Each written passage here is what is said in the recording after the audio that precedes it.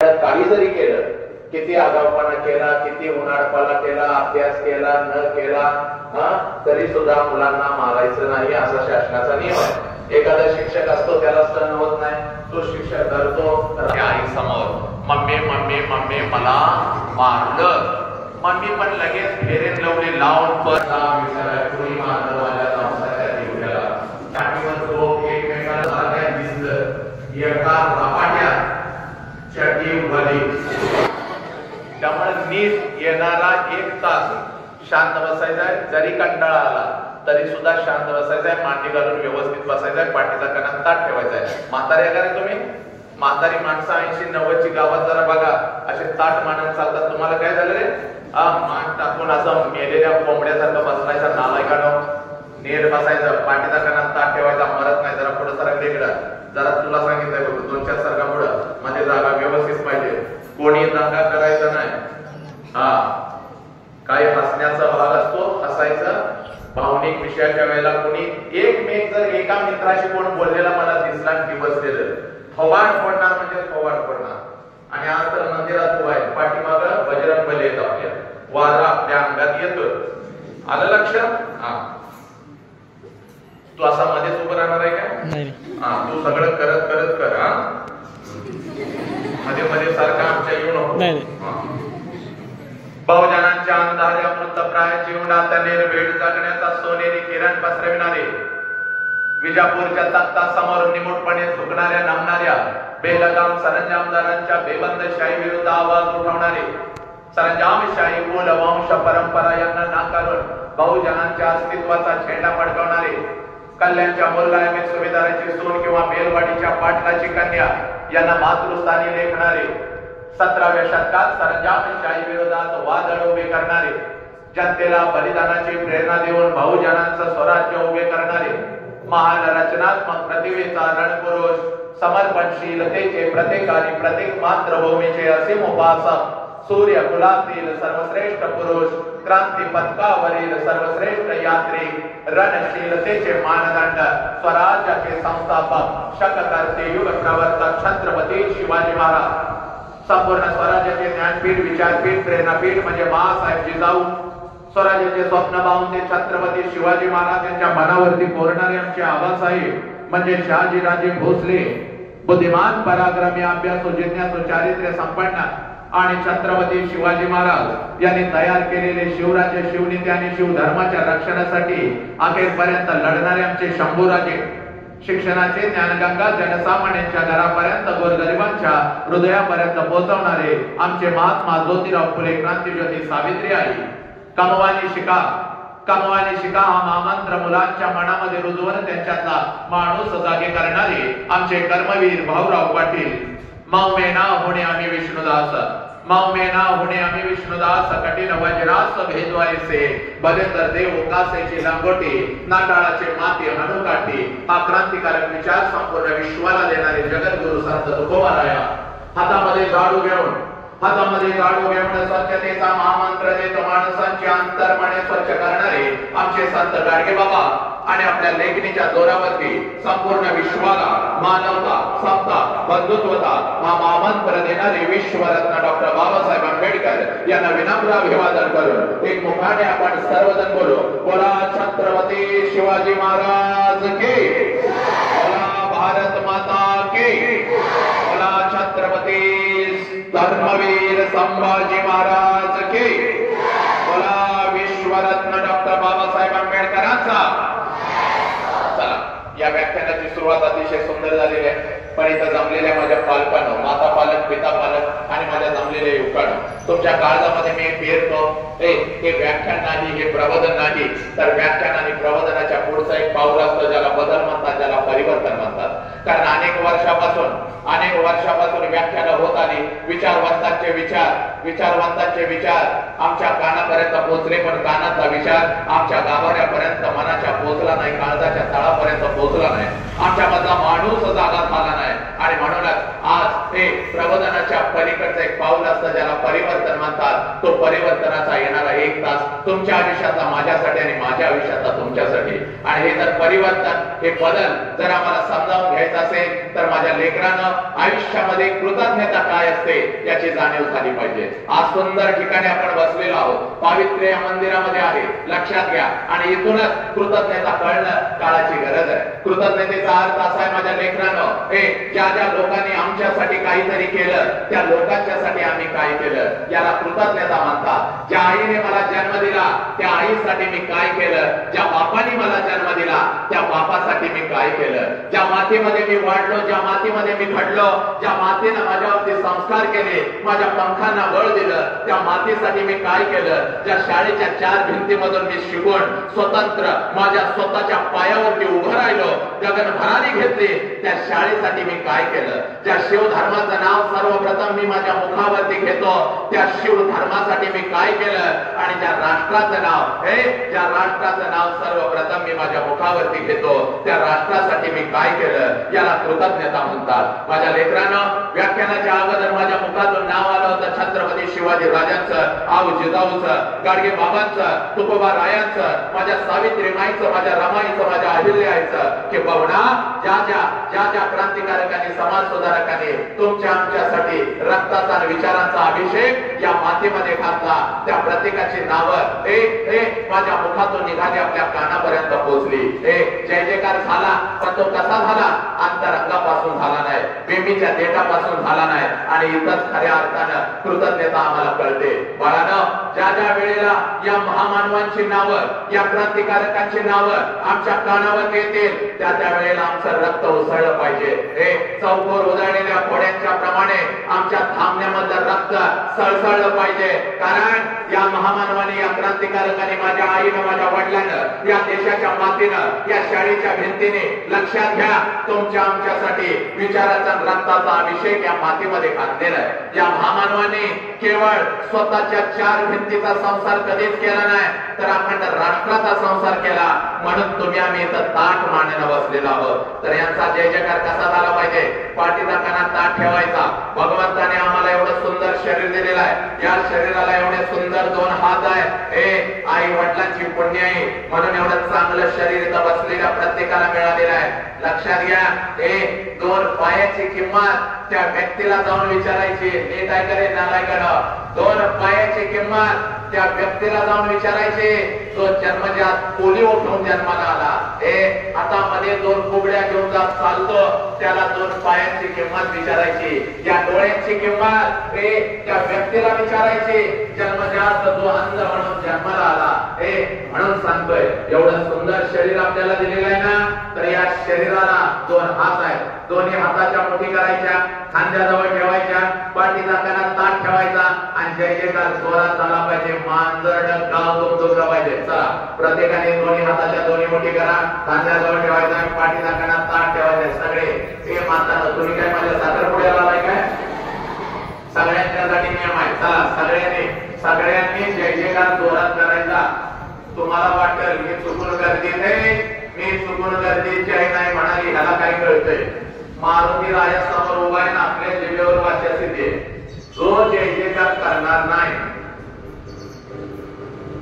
तुझ्या मुंडक्यावर मी बसणार आहे. इसर याचा काम म्हणे आणि आवाज पण कमी करायचा नाही माझ्या वेळेला. जो जय जयकार करणार नाही अर्ध्या तासात त्याच्या छातीत दुखायला लागेल. उद्याचा दिवस ते बघत नाही. तासा घासून आज गायब, उद्या भिंतीवर फोटो. आलं का लक्षात? शाईने कोणी मारायचं नाही, जोरात जय जयकार करायचं. चला, कॅमेरा गेले, फोटो काढा. बोला छत्रपती शिवाजी महाराज की, बोला भारत माता की, बोला छत्रपती श्रीमंत धर्मवीर संभाजी महाराज की, बोला विश्वरत्न डॉक्टर बाबासाहेब आंबेडकरांचा. आता कार्यक्रमाची सुंदर अशी अगदी मस्त सुरुवात झाली आहे. आज जरा व्याख्यानाला घेतले. नवऱ्यानं फोन केला पाहिजे, या पोरांना नेमकं व्याख्यान कुणाचा ठेवला होता. आणि सासू जर पुढे आले तर सासूकडे बघून नाटक ओरडायची नाही. माझ्या बहिणीनं असं करायचं नाही. सासूकडे बघून असं करायचं नाही. सासूकडे बघायचं आणि सासूकडे बघून असं करायचं. हत्या माग करायचा. म्हातारीच्या गालाचा मुका घ्यायचा.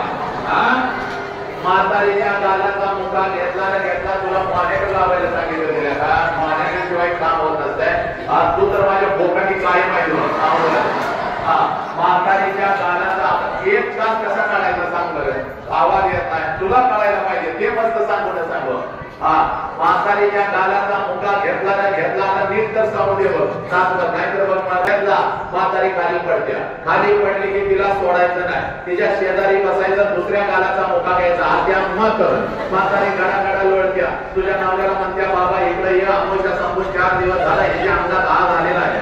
तिच्या अंगात आग आलेला लिंबू उतर नारळ फोड काय तर काय. नावल्याला सांगायचं उभा राहा. सासूला सांगायचं उभी राहा. आणि दोघांना सांगायचं माझ्या अंगात आलेला आहे पण माझ्या अंगात आज आनंदाचं वारं आलेलं आहे. आजपासून या घरामध्ये कोणी कोणाचा द्वेष करणार नाही. कोणी कोणावर भांडण करणार नाही. तर प्रत्येकानं जगायचं कसं तर अगदी आनंदानं जगायचं. चला जगूया आनंदाने. कारण मातानो जे घर आनंदी असतं लक्षात घ्या. ज्या घरातली माता आनंदी असते.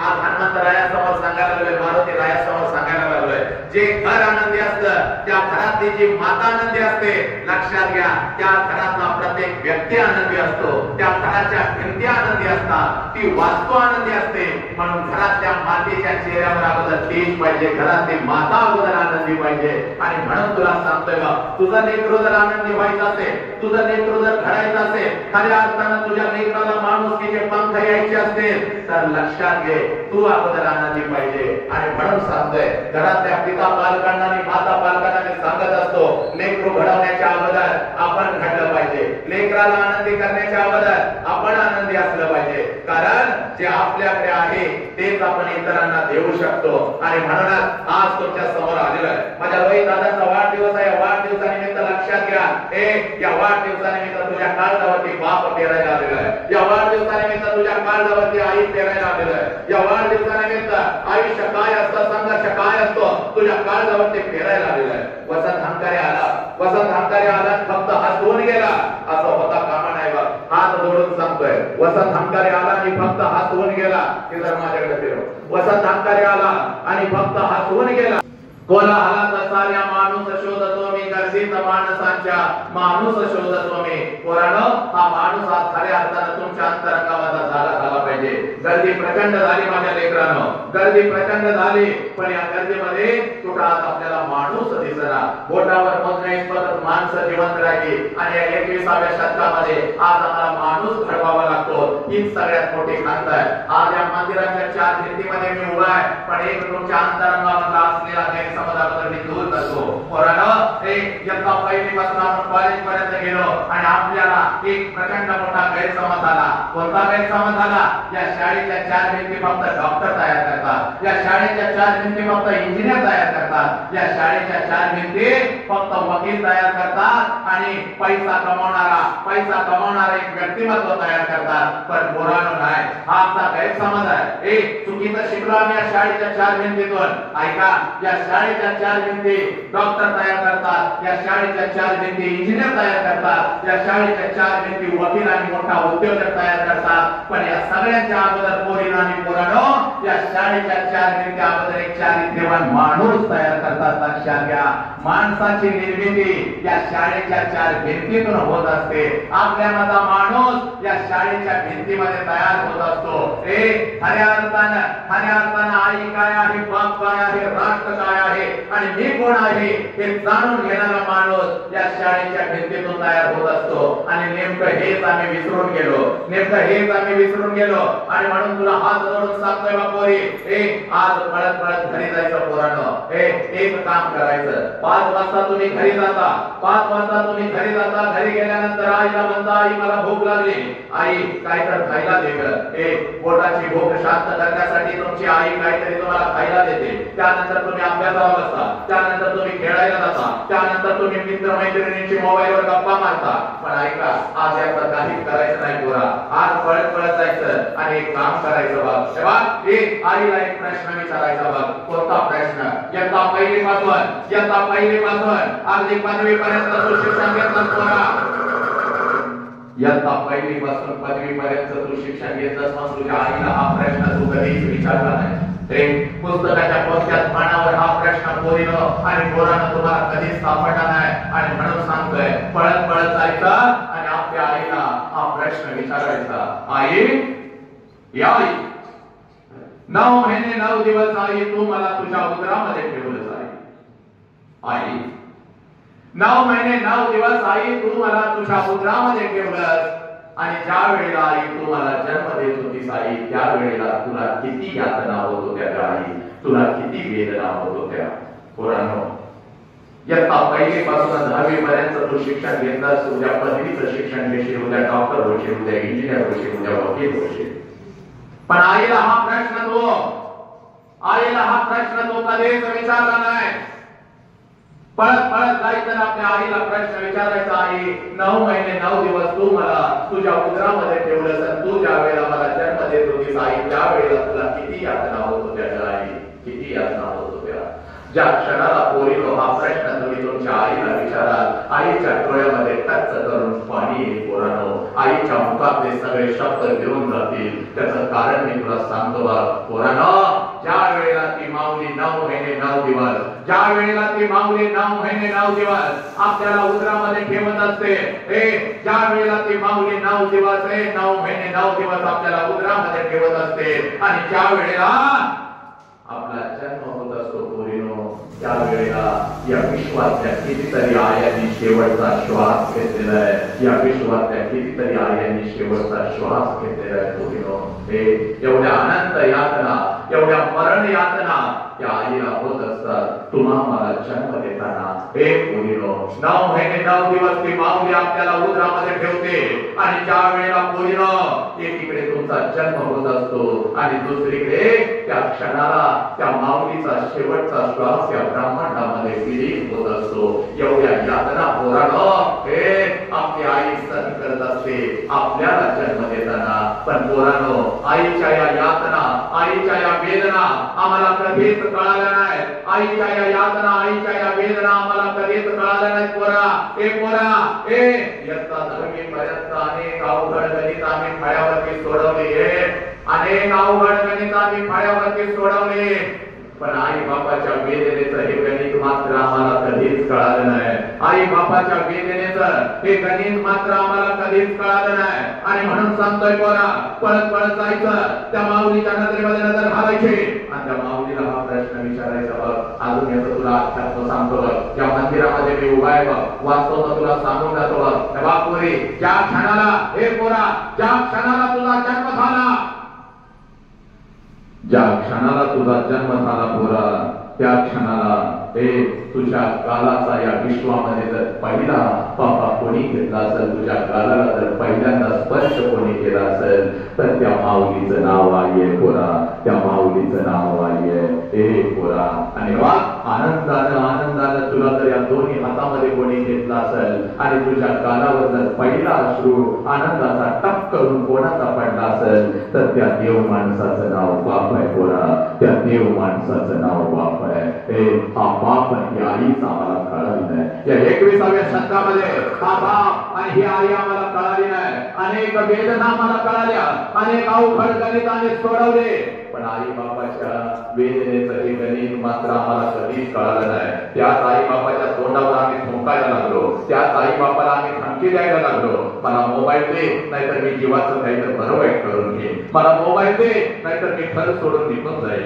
मी अभ्यास करणार नाही खचला बाप खचली आई पोरीनं ज्या आईनं आणि ज्या बापानं असंख्य वेदना तुमच्यासाठी सहन केल्या तो आई बापच या 21व्या शतकामध्ये आम्हाला कळाला नाही आणि म्हणून तो बाप केला तुझा जन्म होताना तुझ्या आई बापाला किती वेदना होत होत्या एवढ्या वेदनाबद्दल जाणून घे पोरानं तुम्ही डॉक्टर झाला तुम्ही इंजिनियर झाला तुम्ही वकील झाला आमचा तिरंगा चंद्रावरती फडकला पोरानं आमचा तिरंगा चंद्रावरती फडकला पण ज्या आई बापानं आम्हाला जन्म दिला तो आई बाप मात्र आज ही वृद्धाश्रमामध्ये सडू लागला या शाळेच्या किमतीने आम्हाला अनेक डॉक्टर दिले अनेक इंजिनियर दिले अनेक वकील दिले अनेक उद्योजक दिले करोडो रुपये कमावणारी माणसं तयार झाली पण आमच्यातली माणुसकी मात्र कुठं निघून गेली आणि म्हणून पोरी आज माझ्या रोहित दादांच्या वाढदिवसानिमित्त तुझ्या मनाला माणूस जागा करायला हवे बघ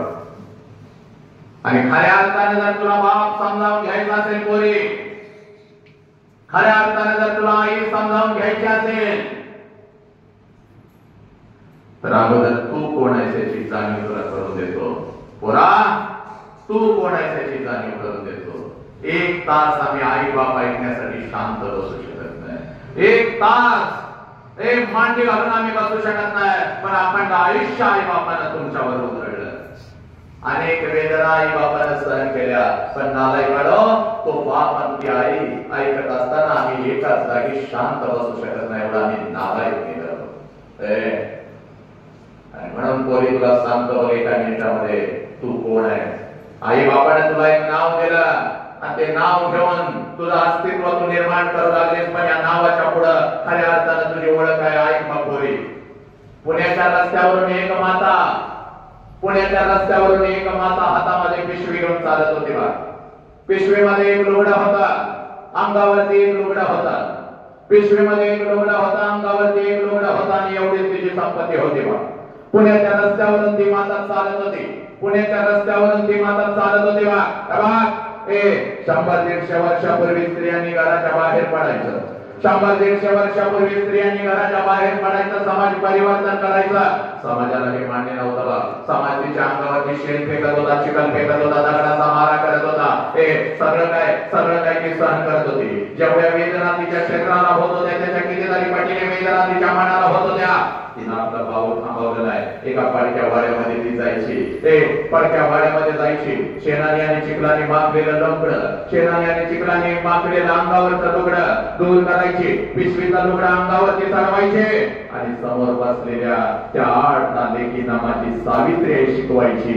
पण या देशामध्ये लाखो सावित्री तयार झाल्यावर पोरी पुरुषांच्या खांद्याला खांदा लावून त्या लाखो सावित्री लढू लागल्या. पोरी, ती सावित्री आहे म्हणजे तू आहेस. पोरी, या राष्ट्राची सावित्री माय म्हणजे तू आहेस. तू एवढी स्वस्त नाहीस पोरी, तू एवढी स्वस्त नाहीस. कोणी पण यावं तुला खोट्या प्रेमाच्या जाळ्यामध्ये फसवावं. कोणी पण यावं तुला खोट्या प्रेमाच्या जाळ्यामध्ये फसवावं.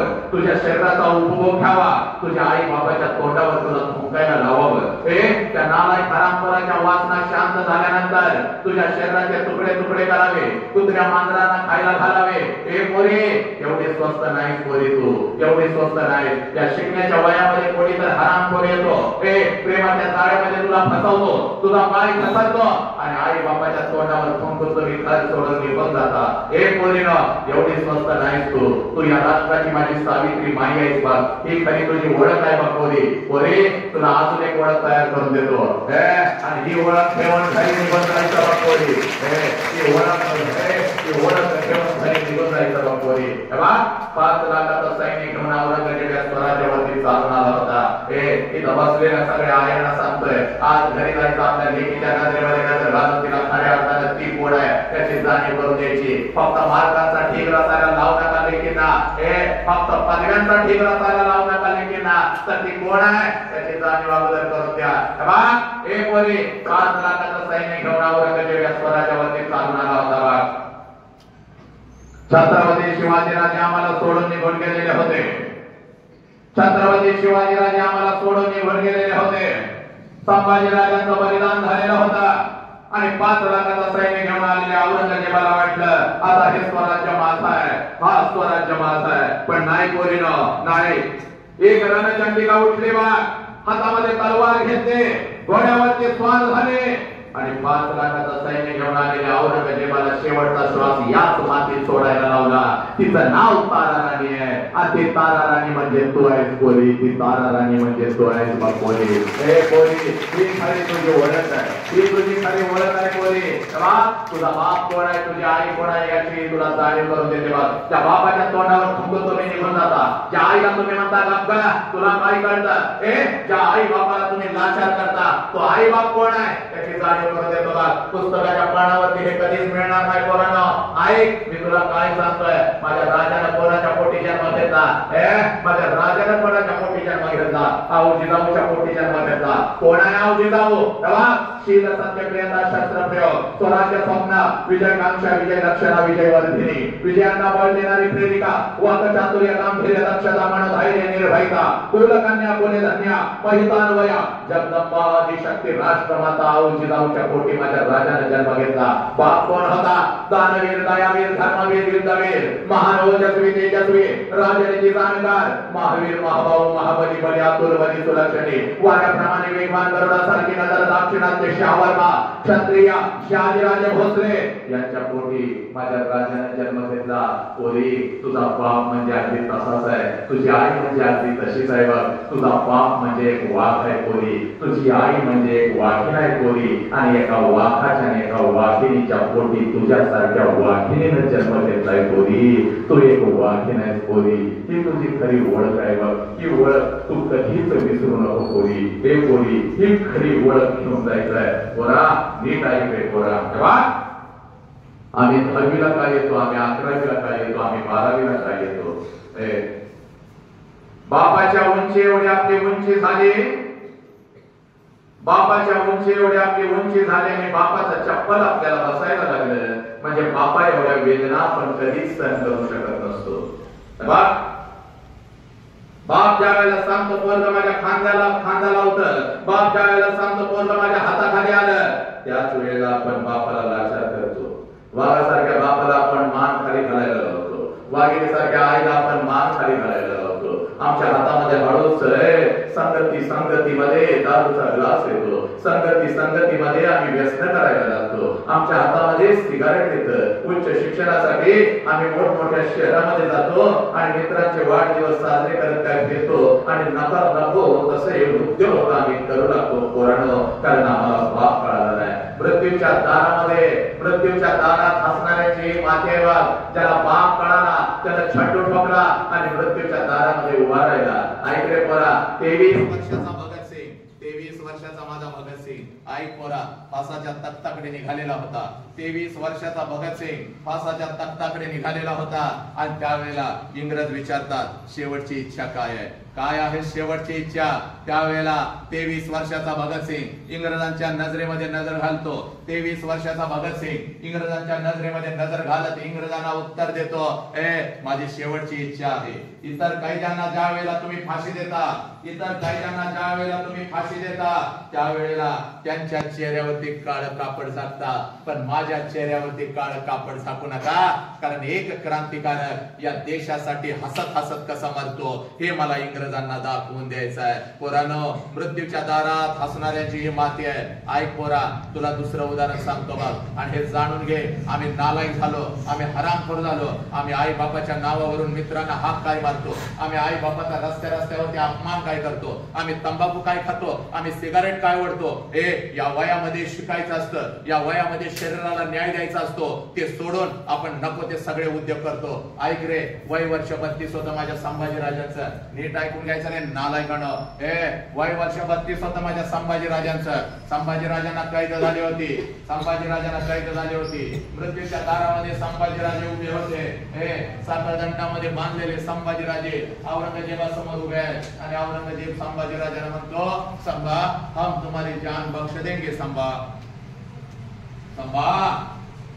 हम तुम्हारी जान बख्श देंगे हमें चाहिए सिर्फ तेरे पिताजी का स्वराज्य वो हमारे चरणों में राख हम तुम्हारी जान बख्श देंगे मृत्यूच्या दारात संभाजीराजे उभे आहेत साखळदंडामध्ये संभाजीराजांना कैद केलेला आहे असंख्य जखमा आहेत संभाजीराजांच्या शरीरावरती त्या जखमातून काळं रक्त टप टप गळत आहे मृत्यूच्या दारातले माझे संभाजीराजे यत्किंचित ही माग हटत नाही चेहऱ्यावरचं तेज कधीच कमी होत नाही आणि हसत मुखाने औरंगजेबाच्या नजरेत नजर घालत मृत्यूच्या दारात उभे असलेले संभाजीराजे औरंगजेबास उत्तर देतात या शरीराचे तुकडे तुकडे केले तरी चालतील हा शिवपुत्र तुझ्या समोर कदापि झुकणार नाही कारण माझ्या संभाजीराजांना त्यांचा बाप कळालेला होता त्यांचं स्वराज्य कळालेलं होतं त्या खांद्यावर असलेली जिम्मेदारी कळालेली होती पोरानं तुम्हा आम्हाला आमचा बाप कळाला का ही माती कळाली का हे राष्ट्र कळालं का काय कळालं आता एक साधं उदाहरण देतो शाळेला निघालेला आहे मैदानामध्ये खेळत आहेत, पायामध्ये एखादा खिळा जरी तुझ्या घुसला ना तर पाय तुझा सुचतो बघ, रात्रभर हंबरडा पडतोस बघ, आई तुझ्या उशाला बसते बघ, दुसऱ्या दिवशी दवाखान्यात जातोस बघ, एक खिळा तुझ्या पायात घुसला तर तुला एवढ्या वेदना होतात. आणि बघ लोखंडाच्या 2 तापलेल्या सळ्या संभाजीराजांच्या डोळ्यासमोर आल्या बघ, लोखंडाच्या 2 तापलेल्या सळ्या संभाजीराजांच्या डोळ्यासमोर आल्या. मृत्यूच्या दारात संभाजीराजे उभे होते आणि औरंगजेब आता म्हणतो, संभा अब तो झुक जा, संभा अब तो झुक जा, नहीं तो तेरी जिंदा आंखें हम निकाल देंगे. त्यावेळेला संभाजीराजे पुन्हा म्हणतात, या शरीराचे तुकडे तुकडे केलेस तरी चालतील, हा शिवपुत्र झुकणार नाही. 1 फुटाच्या अंतरावर असलेल्या सळ्या 2 इंचापर्यंत येतात. संभाजीराजांच्या चेहऱ्यावरचं तेज कमी होत नाही आणि त्या दोन्ही सळ्या डोळ्याच्या आर पार निघून जातात. खोबणीतून फक्त चर्र आवाज येतो, खोबणीतून फक्त बाहेर धूर पडतो, काळ रक्त टप टप गळू लागतं. पण संभाजीराजे मागे हटत नाहीत. संभाजीराजांची जिवंत जीभ काढली जाते, संभाजीराजांच्या अंगावरची जिवंत कातडी काढली जाते, संभाजीराजांची जिवंत नख काढली जातात, तरी सुद्धा संभाजीराजे मागे हटत नाहीत. संभाजीराजांच्या शरीराचे तुकडे तुकडे केले जातात, भीमेच्या काठी विखुरले जातात, तरी सुद्धा महाराष्ट्राचा हा वाघ, ब्रह्मांडाचा हा नायक मृत्यूच्या दारातून मागे हटत नाही. कारण संभाजीराजांना त्यांचा बाप कळालेला होता, संभाजीराजांना त्यांचा बाप कळालेला होता. पोरांनो, तुम्हा मला आमचा बाप कळाला का? नाही कळाला. याच बापाच्या तोंडावर आम्ही थुंकून जातो. हाच बाप ऐकण्यासाठी आम्ही शांत बसू शकत नाही, एवढा आम्ही लाचार निघालो. आमच्या मधले माणुसकी कुठे तर हरवून गेली. आणि म्हणून तुला सांगतोय बाप, त्या अध्यात्माच्या भूमीमध्ये उभा आहे बाप,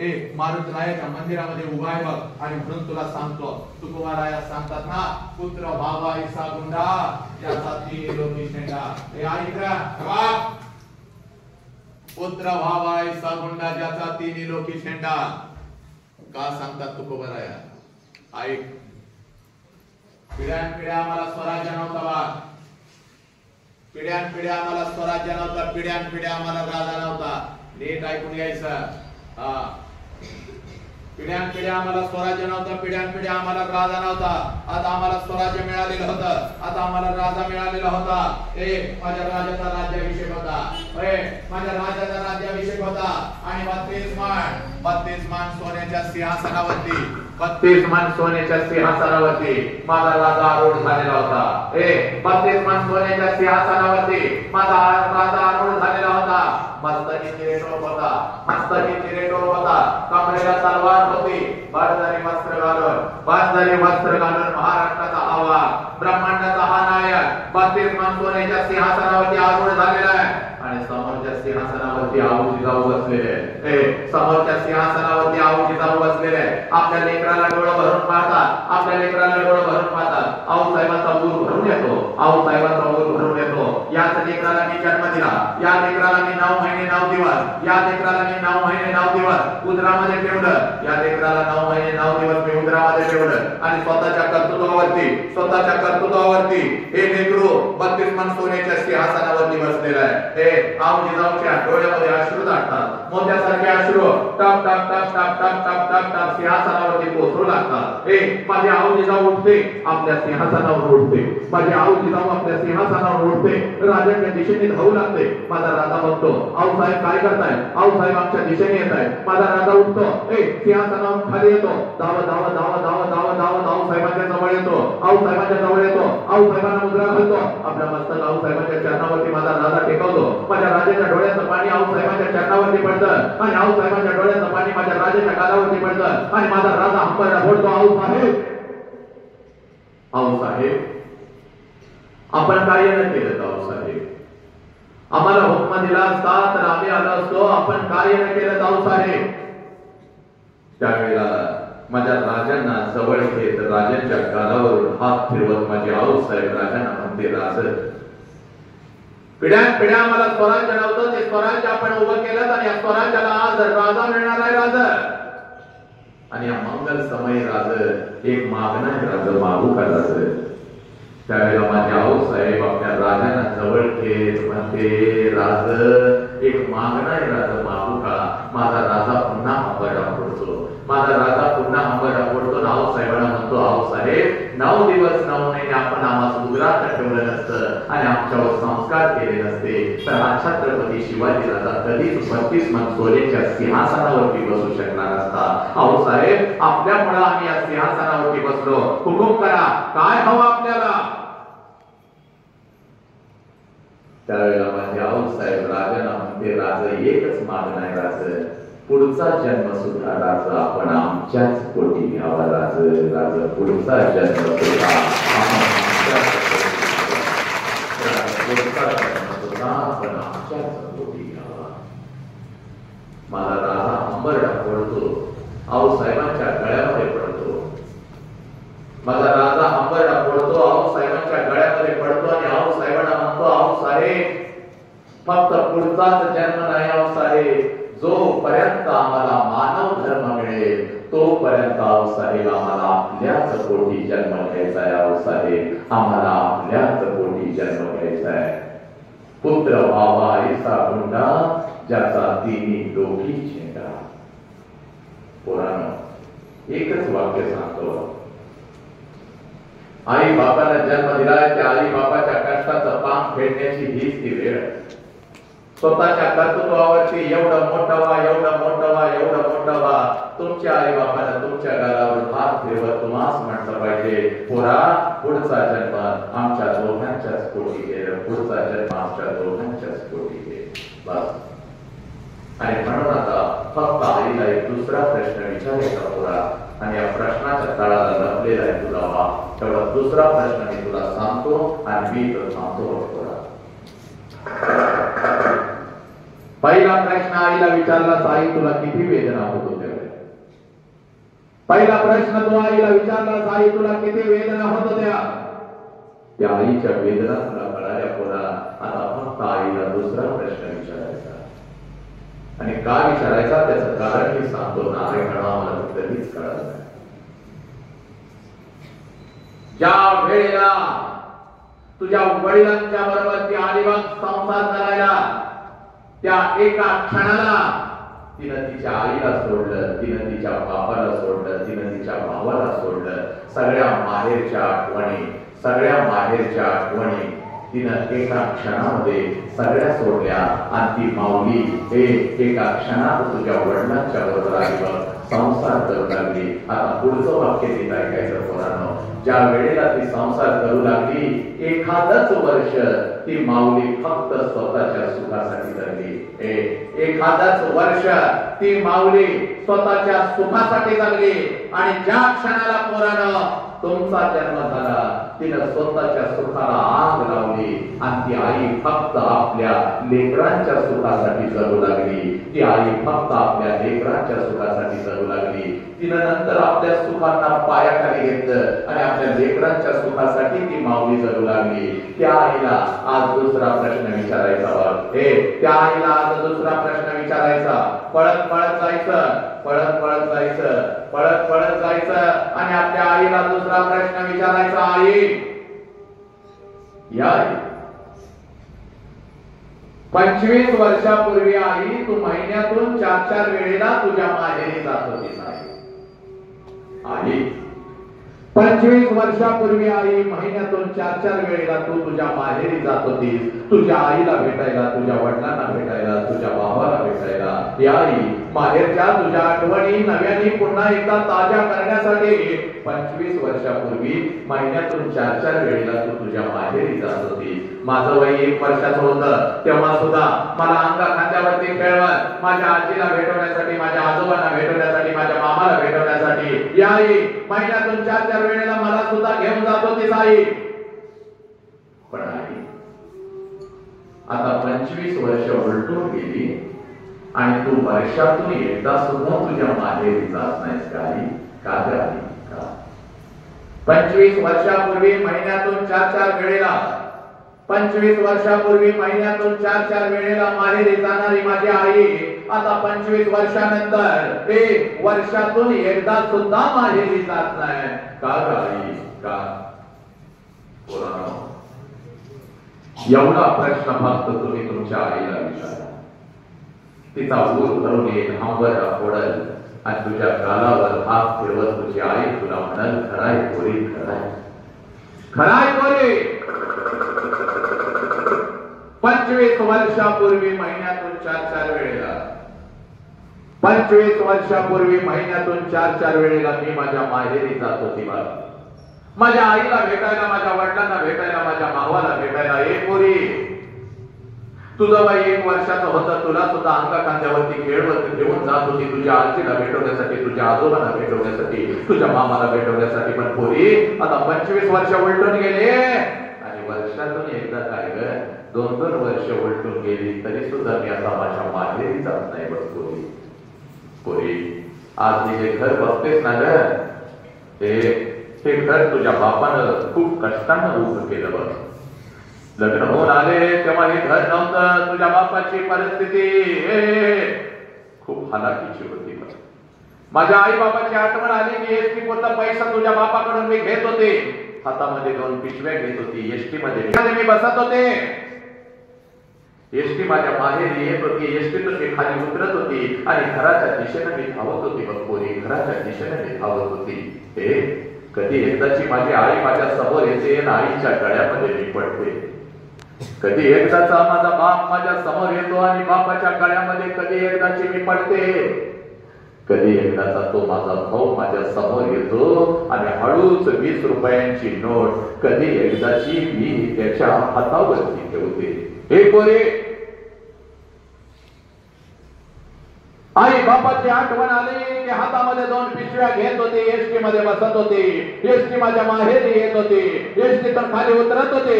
घराच्या दिशेने मी धावत होते. घर माझ्या नजरेच्या टप्प्यामध्ये यायचं आणि मग मी हरणासारखी पावलं उचलायचे. घर माझ्या नजरेच्या टप्प्यामध्ये यायचं. घराच्या अगोदर घराच्या समोरचं अंगण मला दिसायचं आणि त्या अंगणामध्ये सगळ्यात अगोदर मला माझ्या बापाचं चप्पल दिसायचं पोरी. त्या अंगणामध्ये सगळ्यात अगोदर मला माझ्या बापाचं चप्पल दिसायचं. अंगणात बापाचं चप्पल दिसलं र दिसलं. अंगणात बापाचं चप्पल दिसलं र दिसलं की मला लांबूनच कळायचं माझा बाप घरामध्ये आहे. कारण माझं बालपण अगदी तसंच गेलं होतं पोरी. तिने सांजाला 5 वाजता शाळा सुटल्यानंतर जेव्हा मी घरी येत होते ना ग, अंगणात बापाचं चप्पल बघितलं की लांबूनच मला कळायचं माझा बाप घरात आहे. आणि मग मी अंगणातूनच पळत पळत घरात जायची. आबा आबा उद्या तुम्हाला शाळेत बोलवलंय. आबा आबा मला उद्या हे पाहिजे. आबा आबा मला उद्या ते पाहिजे. आबा माझा बाप मला जवळ घ्यायचा. माझा बाप मला जवळ घ्यायचा. मला म्हणायचा पोरी येतो उद्या तुझ्या शाळेत, देतो तुला काय पाहिजे ते. अगं मेलोय का काय. सकाळी शाळेला गेले, सातता आले. जाताना एवढा डबा घेऊन जाते. भूक लागली असेल माझ्या पाखराला, भूक लागली असेल माझ्या लेकीला, अगोदर काहीतरी खाऊन घे. माझा बाप स्वतःच्या हातानं मला एखादा घास भरवायचा. माझा बाप स्वतःच्या हातानं मला एखादा घास भरवायचा. लग्न झालं, सासरी आले. आई बापाची आठवण आल्यानंतर हातामध्ये 2 पिशव्या घ्यायची. एसटीत बसायची. एसटी माहेरी घ्यायची. घराच्या दिशेने मी धावायची. घर नजरेच्या टप्प्यामध्ये यायचं. घराच्या अगोदर घराच्या समोरचं ते अंगण मला दिसायचं आणि त्या अंगणामध्ये सगळ्यात अगोदर मला माझ्या बापाचं चप्पल दिसायचं. आणि मग मला लांबूनच कळायचं घरामध्ये माझा बाप आहे. घरामध्ये माझा बाप आहे. आणि मग अंगणातूनच मी माझ्या बापाला हाक द्यायची. आबा आबा. आणि आबा ही हाक माझ्या बापाच्या कानावरती पडतात. आबा ही हाक माझ्या बापाच्या कानावरती पडतात. जेवणाच्या ताटावरचा माझा बाप उठून पळत पळत बाहेर यायचा.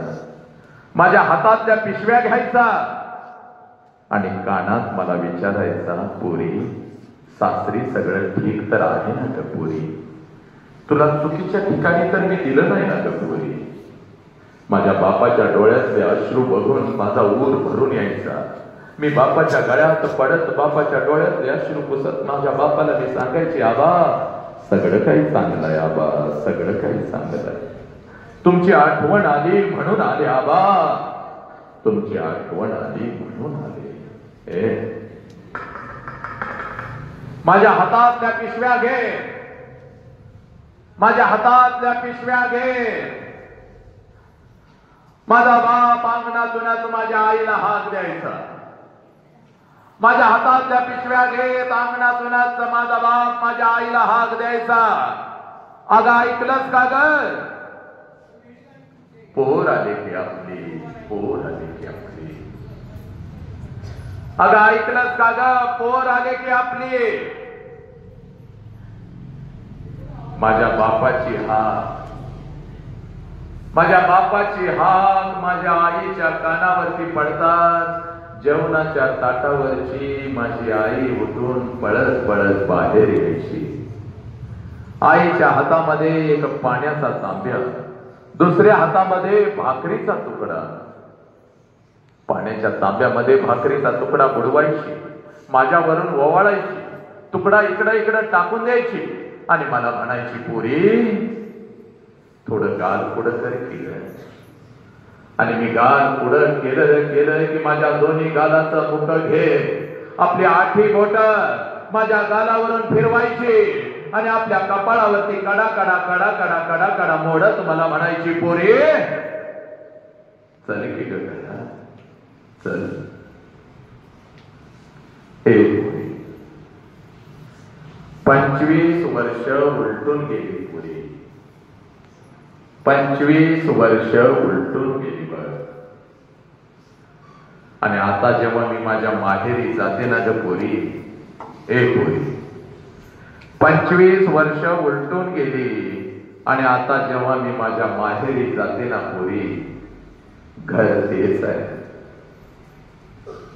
घर तेच आहे, अंगण ही तेच आहे पोरी. घर तेच आहे, अंगण ही तेच आहे, पण त्या अंगणामध्ये आता मला माझ्या बापाचं चप्पल दिसत नाही पोरी. त्या अंगणामध्ये आता मला माझ्या बापाचं चप्पल दिसत नाही. अंगणातून जरी मी हाक दिली आबा, अंगणातून जरी मी हाक दिली आबा, तर जेवणाच्या ताटावरचा माझा बाप उठून आता बाहेर येत नाही पोरी. माझ्या हातातल्या पिशव्या घेत नाही आणि मला विचारत नाही, पोरी कशीस ग पोरी, पोरी कशी. माझ्या हातातल्या पिशव्या घेत अंगणातून माझा बाप आता माझ्या आईला हाक देत नाही. जेवणाच्या ताटावरची माझी आई उठून आता बाहेर येत नाही. आईच्या हातातला तो पाण्याचा तांब्या आता मला दिसत नाही. माझी आई आता मला त्या घरात दिसत नाही पोरी. दोन्ही गालाचं मुकळ घेणारी ती माझी आई आता मला त्या घरात दिसत नाही. माझ्या गालावरून आपली आठी बोट फिरवत आपल्या कपाळावर कडा कडा मोडणारी ती माऊली आता मला त्या घरात दिसत नाही पोरी.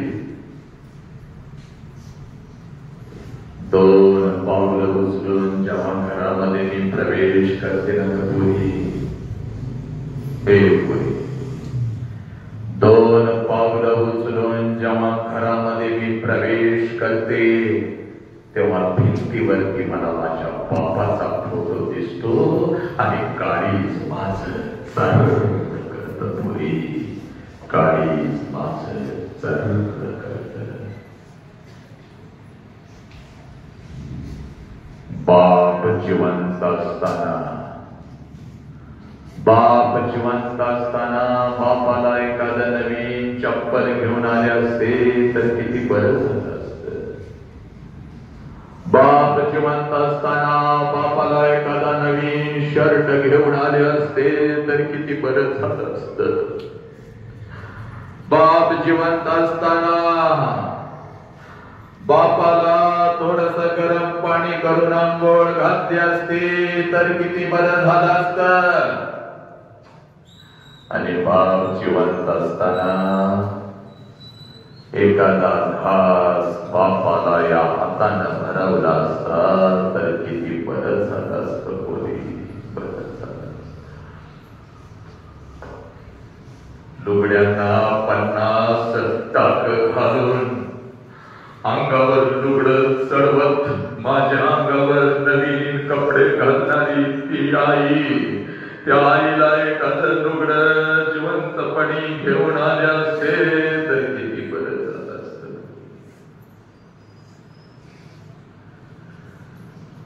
आज लाखो आणि करोडो रुपये माझ्याकडे आहेत पुरी. आज अखंड गावाला पंचपक्वानाचं जेवण घालू शकते, पण एखादा घास बापाच्या फोटो जवळ झाला, एखादा आता आवाज नाही येणार. पुरी कशेच पुरी, पुरी कशे. एखादा घास आईच्या फोटो जवळ धरला तर फोटोतली आई खाली येऊन आता माझ्या दोन्ही गालाचं मुख नाही.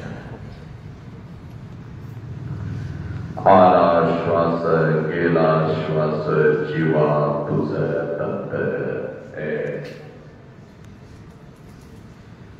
आला श्वास गेला श्वास जीवा तुझ तंतर. जगन मरण एका श्वासाचा अंतर. जगन मरण एका श्वासाचं अंतर. बोला माझ्या आवा काय असतात आणि आवांचा संघर्ष आणि आवांची मेहनत काय होती रोहित दादाने लहानपणापासून बघितली बघ. आज प्रत्येक पाऊल टाकत असताना माझ्या रोहित दादाला अगोदर त्यांचा बाप दिसतो बघ, बापाचा संघर्ष दिसतो बघ. आणि म्हणून तुला सांगतोय बघ पोरा, आई जोपर्यंत आई बापाचा श्वास सुरू आहे, नीट ऐकायचं नालायकांनो, जोपर्यंत आई बापाचा श्वास सुरू आहे तोपर्यंत आई बापाच्या प्रत्येक श्वासाला जीव लावा. जोपर्यंत आई बापाचा श्वास सुरू आहे तोपर्यंत आई बापाच्या प्रत्येक श्वासावर प्रेम करा. एकदा का आई बाप निघून गेला की भिंतीवरचा बाप पोरीनो कधीच खाली येत नाही, तुम्हाला मिठीमध्ये घेत नाही.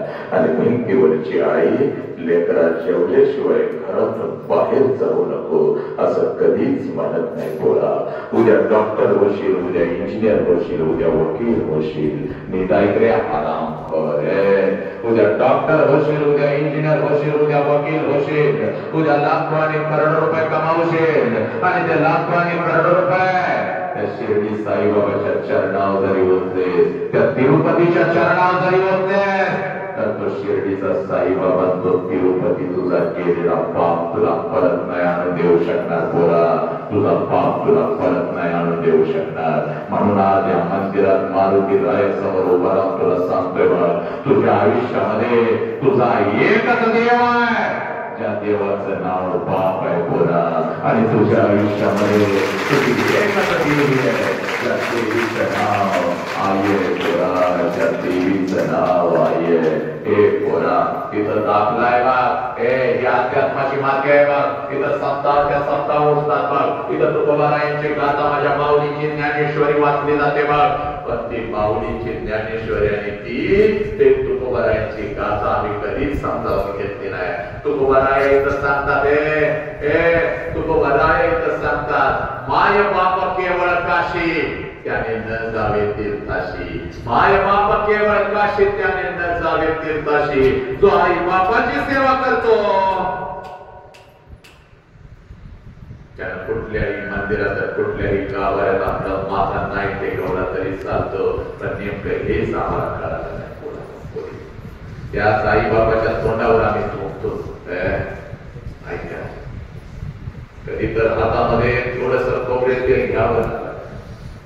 तेव्हा 3 वेळचं अन्न तुझ्या ताटात येतं. 3 वेळचं नीट ऐकून घ्यायचं. जास्त वेळ तुझ्या आयुष्यात घेत नाही बघ. 3 वेळ अन्न तुझ्या ताटामध्ये येतं आणि ते 3 वेळचं अन्न तुझ्या ताटात रोज यावा. हे नालायकानं नीट ऐका रे. बापाच्या नावावरून आपण मित्रांना हाका मारताना लाज नाही काय वाटत? दुसऱ्या आई बापाची हिरवड रस्त्यानं काढताना लाज नाही वाटत आपल्याला? त्या आई बापाच्या तोंडावर थुंकताना लाज नाही का वाटत आपल्याला? 3 वेळचं अन्न तुझ्या ताटात येतं बघ, आणि ते 3 वेळचं अन्न तुझ्या ताटात रोज यावं म्हणून सकाळी 7 वाजता तुझा बाप घर सोडतो, रात्रीच्या 10 वाजता पोरा बाप तुझा घरी येतो बघ. कारण माझ्या पोराच्या ताटात 3 वेळचं अन्न आलं पाहिजे, 3 वेळचं अन्न.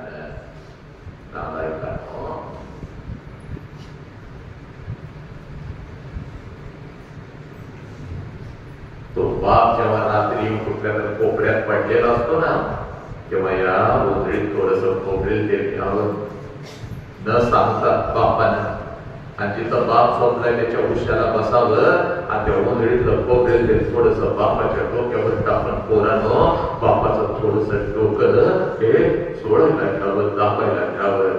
झोपलेला बाप उठून तुझ्या गळ्यात पडलेला, आणि जगाचं सगळ्यात मोठं सौंदर्य तुझ्या आणि तुझ्या बापाच्या चेहऱ्यावरती असेल.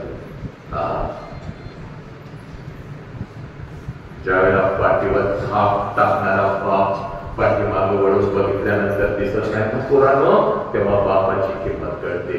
बापाच्या शरीराला अग्नी देताना ज्यावेळेला आपण आंबरडा खऱ्या अर्थानं फोडतो ना, त्यावेळेला बापाची किंमत कळते. एखादी चूक झाल्यानंतर घेऊ नकोस माझ्या लेकरा, मी तुझ्या पाठीशी आहे असं सांगणारा बाप जेव्हा घरात दिसत नाही ना, तेव्हा बापाची किंमत कळते. सरीचं पैसं भरायला येणारा बाप जेव्हा शाळेत आता दिसत नाही ना पोरांनो, तेव्हा बापाची किंमत कळते. आणि म्हणून सांगतोय बोलीनो, बाप आहे ना सगळं जग आहे, बाप नाही ना.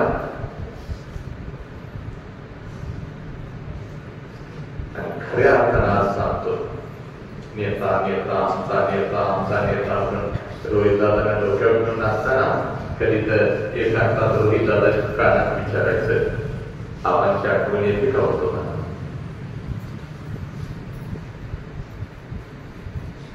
आज सगळं जग घेतील माझे दादा. प्रसादा घरात आल्यानंतर हजारो लोकांच्या बसलेला तो बाप नावाचा वाघ मात्र माझ्या दादांना दिसणार नाही. आणि म्हणून बापानं कमवलेला संघर्ष त्याच्या डोळ्यासमोर होता. म्हणून ते लहान पोरग आज रस्त्याने फिरत आबा गेले तेव्हा तुमच्यापेक्षा लहान होते रोहित दादा, लक्षात घ्या. वाघासारखं मारदासारखं ते पोरग उभं राहिलं. कोणाची स्तुती करत नाही, राजकारणाशी माझा काही संबंध नाही, राजकारणाचा मी माणूसच नाही. तुम्ही आधी काय करतो? 10वी 12वीला गेल्यानंतर तोंडात मावत राहून रस्त्यानं कसा चुकत फिरतो. एकमेकाला आई बापाच्या नावावरून हाका मारतो, गाडीची कोंबडी घेऊन गावात टर्टर फिरतो.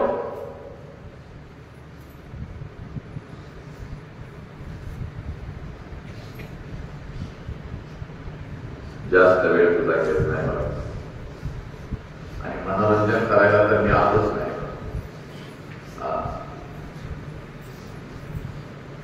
ते सत्य आहे, ते सत्य. सगळं जग तुम्हाला कळालं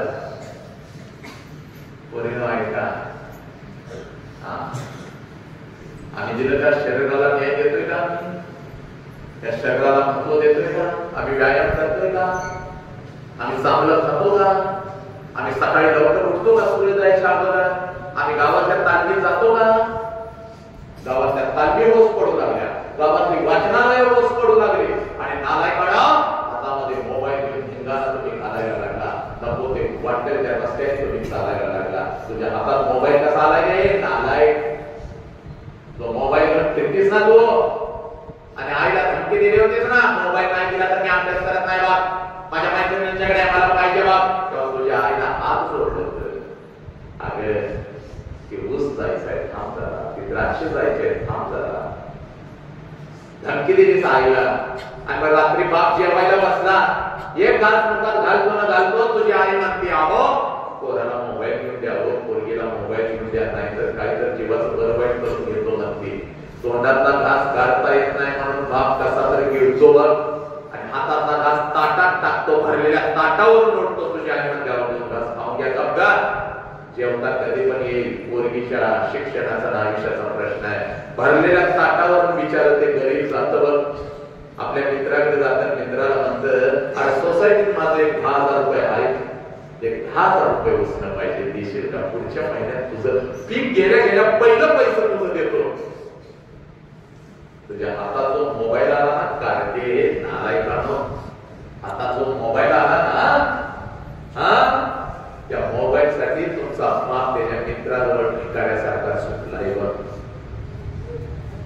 आराम बोला माटी घातल्या बोलत होतात ना लगेच त्या तरुण वयामध्ये नालायका पायी लगेच पुढं करून असा करतो ना. आराम बोल तुझ्या बापाचं पाय किती तुटलं असते, तुझ्या बापाच्या गुडघ्याच्या वाट्या पास झाल्या तर पडून पडून. नालायकानं क्रिकेट बघत बसतात, त्या IPL मधल्या रना मोजतात, किती रना काढल्या टाळ्या वाजवतात. पण नालायक तुझा बाप तुझा जन्म झाल्यापासून किती पळाला आणि तुझ्या बापानं किती रना काढल्या याचा हिशोब नाही ठेवला नालायकानं तुम्ही. एखाद्या खेळाडूचा पाय मुरगळला तर डोक्यावर नसता, इंजुरी झाली, त्याला इंजुरी झाली, कधी झोपलेल्या बापाच्या पायाकडे त्याच्या टाचाकडे बघितलंच का? 50 ठिकाणी त्याची टाच फाटलेली असते साला. कधी थोडस तेल घेऊन हे असं रडते बघ, कधी तेल घेऊन त्या बापाच्या टाचावरती उठला करेन नालायकानं रडू दे. सगळं जग तुम्ही मुठीमध्ये घेतला, तुम्ही माझ्याच कॅमेरा जाऊन बसले, सगळं जग तुम्ही मुठीमध्ये घेतलं.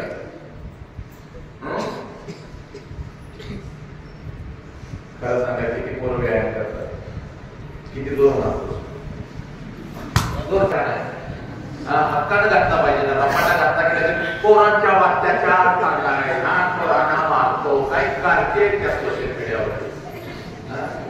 किती जोर नाही, आम्ही जोर मारत नसतो, आम्ही मोबाईल घेऊन संडासात बसत असतो, आम्ही गेम खेळतो संडासात बसून आम्ही, आणि संडासातून आम्ही मेसेज पाठवतो शुभ सकाळ.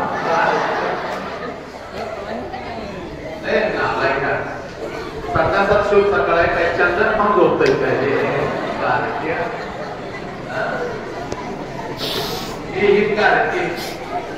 एवढी नालायक आहे की, आणि ज्याला मेसेज पाठवतोय शुभ सकाळ की दुसऱ्या संडासात कुठं जातो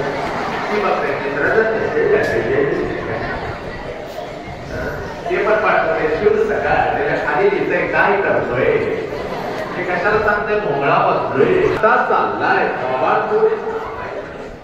रे. आणि आयानं तुम्ही यांचा लाड करून ठेवलाय. ते शिक्षक बोलत असले बघा पालक मीटिंगला, आता एवढे सगळ्या गावात किती लोक आले बघा, 10-15, बाकीचं मोदळ पडलं असतील घरात, आणि ते एखादा पैठणीचा कार्यक्रम होता, चला की चला की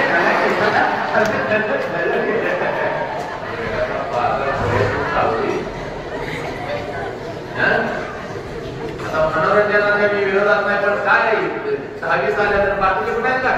कुठे आहेत माझ्या माता, कुठे आहेत माझ्या भगिनी? आता बापाचा एक करून त्या बिचारपूरच्या शेतात कामाला गेला असेल, काय चाललंय? आणि साखरपुड्याला पुण्याच्या जायचं असं की 4 दिवस आहे, कुठली साडी घालून करू लाव का पण लाव, एवढी नाट्य नावल्या जाऊन येते मी नाव कोण आहे मॅडम तुम्ही तुमचे काय एवढी नाटकी. आता शिक्षक बोलले पालक मीटिंगला या, पालक मीटिंगला या, आधी बात जात नाही का? आमचं पोरगं कसं नाही, आमचं पोरगं नाही सांगलाय, आमचं पोरगं नवसाच आहे. तुझ्या पोरांना अर्धी शाळा बाद केली, 4 शिक्षकांना मुळव्यात झालाय, मुलांचा बीपी वाढला, दोघांनी रजा टाकून कुठं गेल्यात त्यांना शोधायला संस्था पळायला लागल्या. एवढं तुझं कार्ट वाढ आहे, तुझं कार्ट नवीच आहे, नवीच आणि पोरगीकडे बघून म्हणतंय मित्रांनी ती माझी आहे, तिच्याकडे कोणी बघायचं नाही, किंवा आपला आयटम आहे, आणि ह्याची चट्टी खाली आली, त्या कार्ट्याला अजून अंडरपॅन्ट बा घेऊन घेतोया, आणि हे म्हणते की आपला आयटम आहे, त्याला हागाय बसल्यावर भ्याचं कळत नाही. परवा माळावर हागाय बसलं होतं, कुत्र माग लागलं न धुका पण आलं काय, आणि पोरगीला म्हणते की वाघ आहे, हागडा वाघ आहे.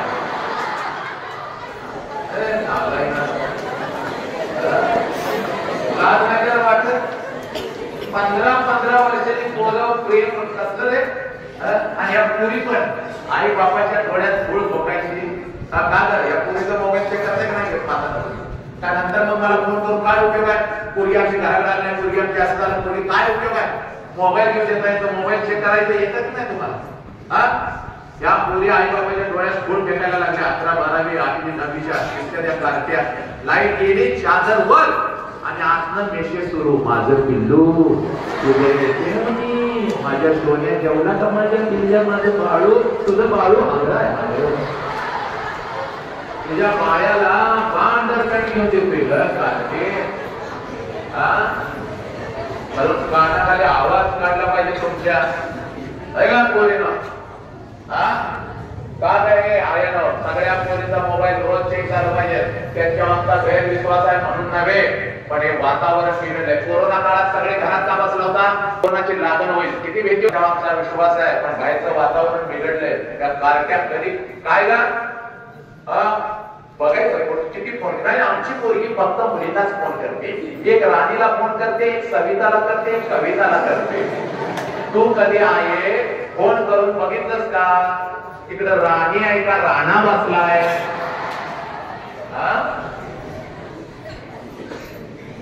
पोरीला कितीला आहे तुम्ही. 10वीला आहे तुम्ही. मग बाई किती शिकायचं होय, किती महत्वाचं होय. 9वीच्या पोरी ही पोरं कार्तिक काल व्यायाम करत नाही, कार्तिक करत नाही. तू वेगळे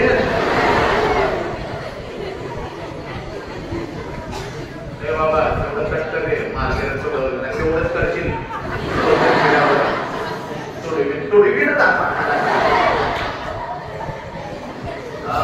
का बापाच्या नात्याला यांना हाणायचं नाही काय करणार आया तुम्ही.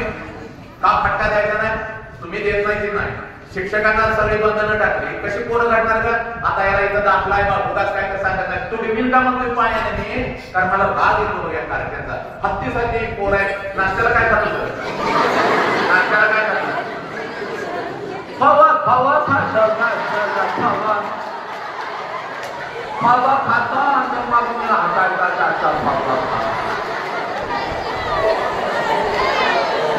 काय तयार लाज वाटली पाहिजे. बाबा खाता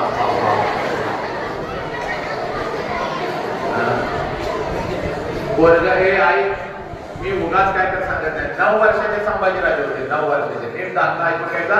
लगेच मला जायचं आहे पुढे साताऱ्याला जास्त व्याख्यान. हा इकडे बघ 9 वर्षाचे संभाजीराजे छत्रपती शिवाजी राजांना औरंगजेबाच्या 50व्या वाढदिवसानिमित्त कैद झाले. तो इतिहास तुम्ही वाचून घ्या. त्यावेळेला 9 वर्षाचे संभाजीराजे आपल्या बापाचं मनगट पकडून गेले होते. मग बापाचं मनगट पकडून गेले होते औरंगजेबाच्या दरबारामध्ये. आणि तिथं छत्रपती शिवाजी राजांना कैद झाले. आपल्या बापाला कैद झाली म्हणजे मृत्यूच्या दारामध्ये आपला बाप उभा आहे. मृत्यूच्या दारात बाप उभा आहे. आपल्याही जीवाला धोका आहे. वय वर्ष 9 संभाजीराजांचं. तुझं वय किती र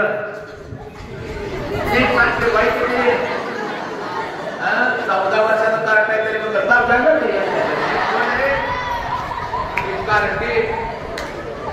त्याचं वय 14 आहे. आणि 9 वर्षाचे संभाजीराजे म्हणजे याच्यापेक्षा 4 वर्षांनी लहान. आणि ज्या वेळेला संभाजीराजांना कळालं आपल्या बापाला कैद झाले आपल्या जीवाला धोका आहे. संभाजीराजे भिले नाही. औरंगजेबाच्या दरबारात असे चालत होते बघ असे छाती काढून चालत होते.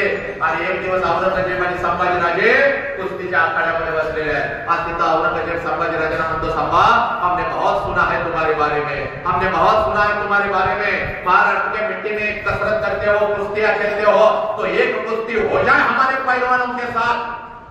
ऐका 9 वर्षाचे संभाजीराजे भीत नाहीत. आखाड्यातल्या प्रत्येक पैलवानाच्या नजरेमध्ये नजर संभाजीराजे घालतात आणि तीच नजर औरंगजेबाच्या नजरेत घालत माझा 9 वर्षाचा महाराष्ट्राचा वाघ औरंगजेबास उत्तर देतो माझ्या तोडीचा पैलवानच तुझ्या तालमीत नाही. मी कुस्ती कोणाशी धरणार पट्ट्या. 9 वर्षाचे संभाजीराजे. आणि आपली 9 वर्षाची कार्तिक 9 वाजता उठत्या संध्याकाळ आणि आई माझं सोनं ग माझं तुझं माझं बाळ तुझं बाळ तुझं नवसाचं बाळ तुला एक दिवस नवस फेडायला लावलं बघ. आणि तेव्हा मग तुला माझी आठवण येईल. वसंता नावाचा माझा भाऊ आला होता ग. आम्ही हजारोच्या संख्येनं आलो नाही कार्यक्रम बघायला. सूट केली. तो माझा भाऊ मला त्या मंदिरात सांगत होता ते खरं ठरलं बरं. आणि ऐका, आज मला बापाचे फोन येतात, रोज 101 फोन येतात बरं. फोन मी घेऊ शकत नाही, मी न्याय देऊ शकना. आता रोहित दादा मला म्हणाले मोठ्या प्रमाणावरती जिल्ह्यात काहीतरी करूया सर, त्या लेखीच्यासाठी, या मुलांच्यासाठी. कारण हसण्यात फक्त घेऊ नका. 10 मिनिटात व्याख्यान संपवतो. पोरीनो, सगळं जग तुम्ही मुठीत घेतलं. अमेरिकेमध्ये काय चाललंय तुम्हाला इथं बसून कळतं. तुमच्या हातामध्ये इंटरनेट आहे, फेसबुक आहे, इंस्टा आहे, सगळं आहे. पोरांनो, तुमचा मित्र जर दुसऱ्या शहरामध्ये, दुसऱ्या गावामध्ये असेल तर लगेच व्हिडिओ कॉल करता आणि त्याला समोरासमोर बघता, तास गप्पा मारता. एवढं जग तुम्ही मुठीत घेतलं. पण पोरीनो, काल रात्री माझ्या आईला 102 ताप आला होता. काल रात्री माझ्या आईला 102 ताप आला होता. आणि तो 102 ताप अंगावर काढत त्या माऊलीनं मला शाळेसाठी डबा करून दिला. ही आई मात्र तुम्ही विसरत चालला पोरीनो. काल रात्रभर माझा बाप अंतरुणावरती तळमळत होता. काल रात्रभर माझ्या बापाची कंबर दुखत होती. काल रात्रभर माझा बाप झोपला नाही. पण सकाळी उठून आमचा बाप आमच्यासाठी शेतात कामाला गेला. हा बाप मात्र पोरीला तुम्ही विसरत चालला. हा बाप मात्र तुम्ही विसरत चालला. आणि म्हणून पोरी तुला सांगतो,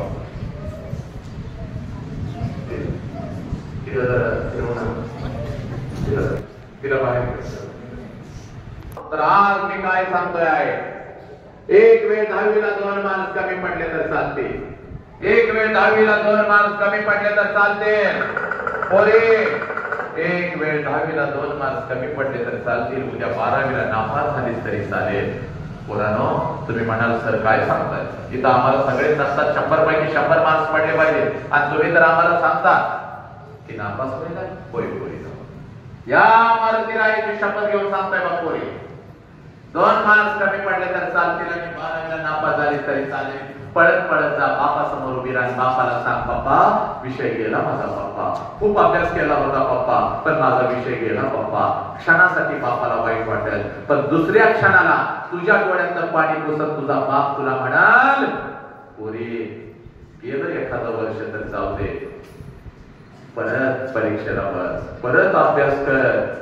अजून एखादा गुंठा विकावा लागला तर चालेल, पण मी जिवंत आहे तोपर्यंत माझ्या लेकीला शिकवल्याशिवाय मी शांत बसणार नाही. पोरी बाप, तुझा बाप तुला असंच म्हणत पोरा.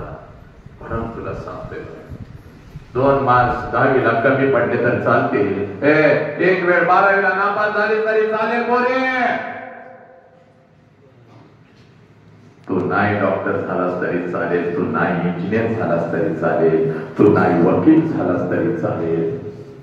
आणि माझ्या गावच्या भाषेत सांगतो बघ तुला, आयुष्यभर बापाच्या जीवावर बसून खावं लागलं तरी चालेल 72 पोरे पोरा.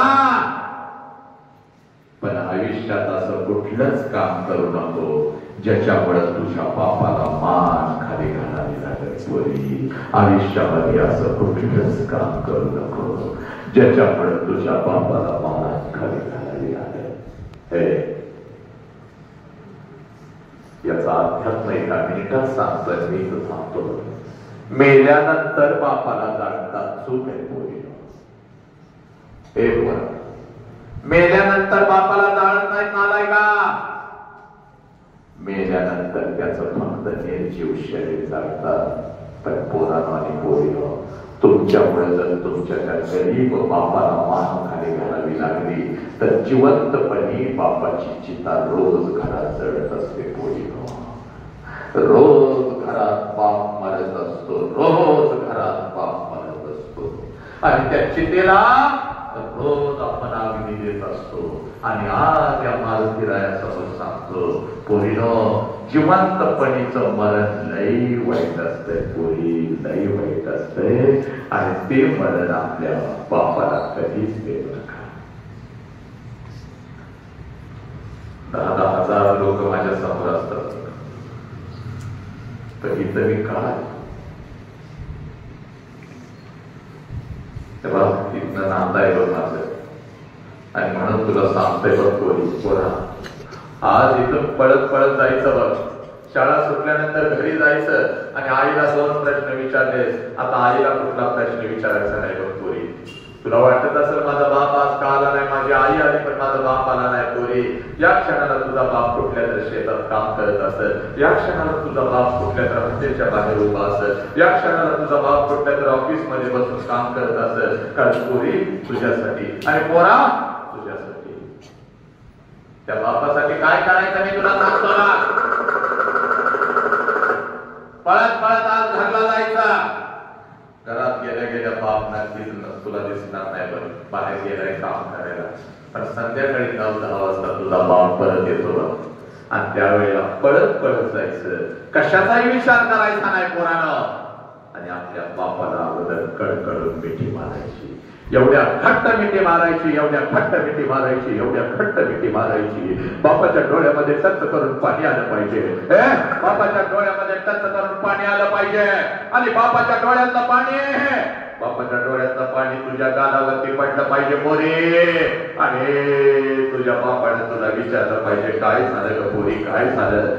तुला आई काय बोलली का, शाळेमध्ये कोण काय बोललं का, तुला कोण काय बोललं मला सांग, मैत्रिणी काय बोलले का. तेव्हा बापाला सांगायचं पप्पा मला कोणी काय नाही बोललं, पप्पा आई काय नाही बोलली, आई काय नाही बोलल्या, मला कोणी काय नाही बोललं पप्पा. पप्पा मी 1.5 वर्षाची होते ना पप्पा, तेव्हा रोज तुम्हाला मिठी मारत होती पप्पा. मला आई रागवली तर मी अंगणात उभी राहत होती. तुम्ही आल्या आल्या तुमच्या गाड्यामध्ये पडत होते. तुम्ही मला उचलून घेत होता, माझ्या गालाचं मुख घेत होता, माझ्या डोळ्याचं पाणी पुसत मला म्हणत होता माझ्या राणीला, माझ्या परीला कोणी मारलं. त्यावेळेला मी सांगत होते आईनं मारलं. तुम्ही मला म्हणत होता चल आपण दोघं मिळून आपल्या आईला मारूया, चल का चल. माझी समजत काढण्यासाठी त्याच अंगणामध्ये तुम्ही माझ्यासाठी घोडा होत होता पप्पा.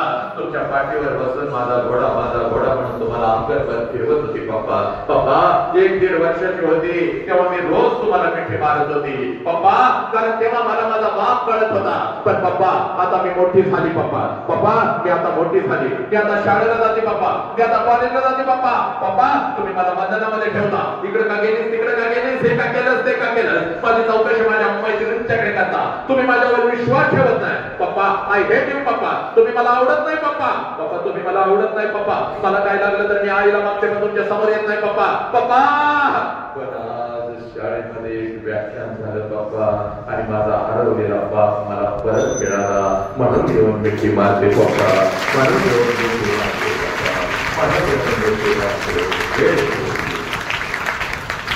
आज घरी पळत पळत जायचं बघ आणि दुसरं तिसरं कुठलंच काम करायचं नाही. आज पोरानं पळत पळत घरी जायचं आणि आपल्या बापाला अगोदर कडकडून मिठी मारायची. कारण बापाची किंमत त्या पोराला विचारा.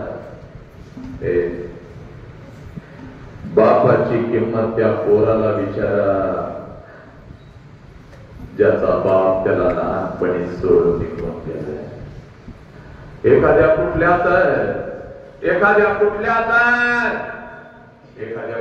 तर अनाथ आश्रम मध्ये जा. किंमत बापाची किंमत त्या पोराला विचारा ज्याचा बाप त्याला लहानपणी सोडून निघून गेला. कधी तर एखाद्या अनाथ आश्रम मध्ये जा, कधी तर एखाद्या अनाथ आश्रम मध्ये जा आणि 7-8 वर्षाचं पोरग हातामध्ये थाळी घेऊन भात खात बसलेलं असतं. त्या पोराला बघता हातातली थाळी फेकून देत, तोंडातला घास काढून फेकत आणि ते पोरग हांबरडा फोडत म्हणत मला आई पण नाही आणि मला बाप पण नाही. माझ्या आईने कधी मला घास भरवलं नाही, माझ्या बापाने कधी मला अंगा खांद्यावरती खेळवलं नाही. मला आई पण नाही, मला बाप पण नाही. पोराला बापाची किंमत त्या पोराला विचारा ज्याचा बाप त्याला लहानपणी सोडून निघून गेला. तुमचा बाप ज्या वेळेला तुम्हाला अंगा खांद्यावरती खेळत असतो, तुमचा बाप ज्या वेळेला तुम्हाला सणासुदी दिवशी एखाद्या कपड्याच्या दुकानात घेऊन जात असतो, त्यावेळेला सगळं कपड्याचं दुकान तुम्हाला तुमचं वाटतं. कारण तुमच्या पाठीमागे तुमचा बाप उभा आहे. ज्या कपड्याला हात घालाल तो कपडा तुमचा होतो. एखाद्या महागड्या कपड्याला जरी हात घातला तरी बाप नसतो दादा आवडलाय का शर्ट, हे पैशाचं हे करतो. सणासुदीला ती कपडे घालून तुम्ही असं रस्त्यावरून मिरवत असता. माझ्या बापाने कपडे घेतले, माझ्या बापाने कपडे घेतले, तेव्हा बिना बापाचं पोरग तुमच्या नव्या कपड्याकडे बघत असत. बिना बापाचा पोरगा तुमच्या नव्या कपड्याकडे बघत असतात. त्या पोराच्या मनामध्ये विचार येतो, माझा बाप जिवंत असता तर माझ्या अंगावर सुद्धा अशीच नवीन कपडे चढले असते. ते पोरगा डोळं भरून तुमच्या अंगावरचे कपडे बघत पळत पळत आपल्या आईकडे जातात. आईला म्हणतो, आई माझ्या सगळ्या मित्रांच्या अंगावर नवीन कपडे आई मानवले नाही मला.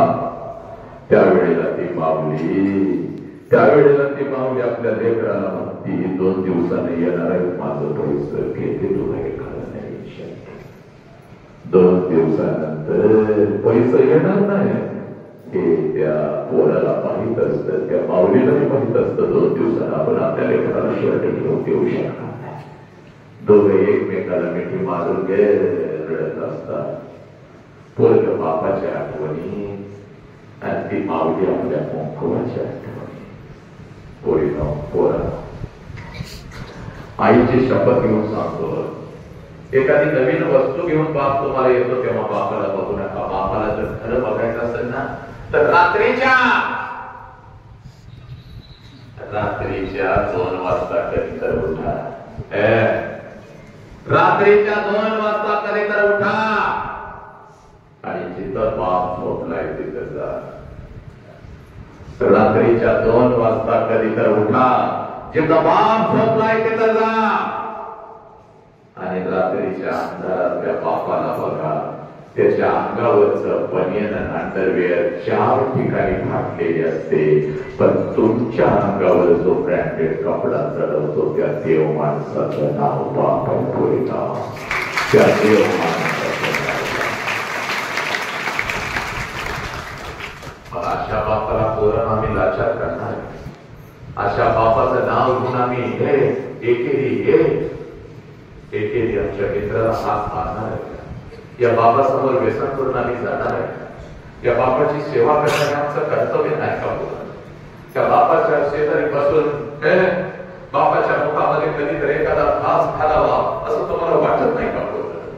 जो बाप तुमच्यासाठी नागला राहिला, जो बाप तुमच्यासाठी उघडा राहिला, जो बाप तुमच्यासाठी उन्हामध्ये काम करत असला तर त्या उन्हामध्ये तुमचा बाप कापतो, पण आपल्या लेकरांना सावली खाली बसतो.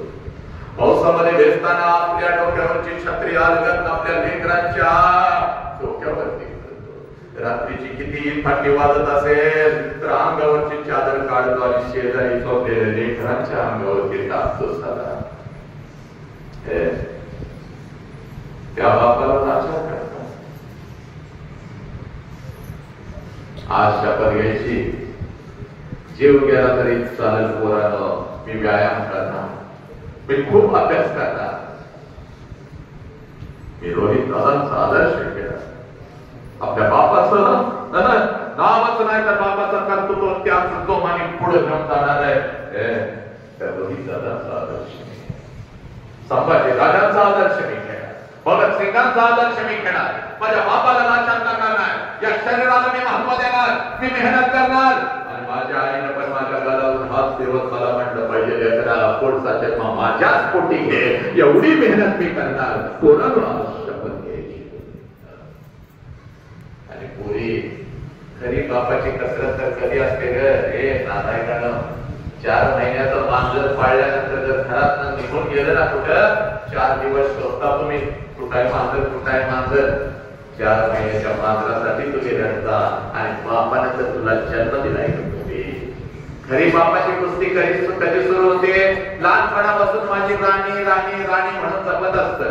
कोण म्हणणार पोरगी जन्माला आली, पोरग पाहिजे होतं तर घबरा, पोरगी नाही माझी लक्ष्मी आहे आणि ती आल्यापासून माझं चांगलं झालंय असं सांगत बाप रस्त्याने फिरत असतो. पुरी शाळेपर्यंत तुला शिकवतो, कशाचा विचार करत नाही. कर्ज काढतो, कॉलेजला घालतो, कशाचा विचार करत नाही. शिकवून तुला मोठी करतो. आणि ज्या दिवशी पुरी तुझं लग्न ठरतं ना गे, हे पुरी ज्या दिवशी तुझं लग्न ठरतं, पुरी सगळ्या घरात आनंदी आनंद असतो, सगळ्या घरात आनंदी आनंद असतो. चांगला जावई मिळाला, चांगलं घरानं मिळालं, चांगलं पाहुणबाई मिळालं, सगळ्या घरात आनंदी आनंद असतो. पण रात्रीच्या अंधारात तुझा बाप हंबरडा फोडून रडत असतो. कारण बापाला कळतं 20 वर्ष जपलेलं माझं पापू भरून आहे. तुझ्या आईच्या डोळ्यात अश्रू आले तर आईला ओरडतो.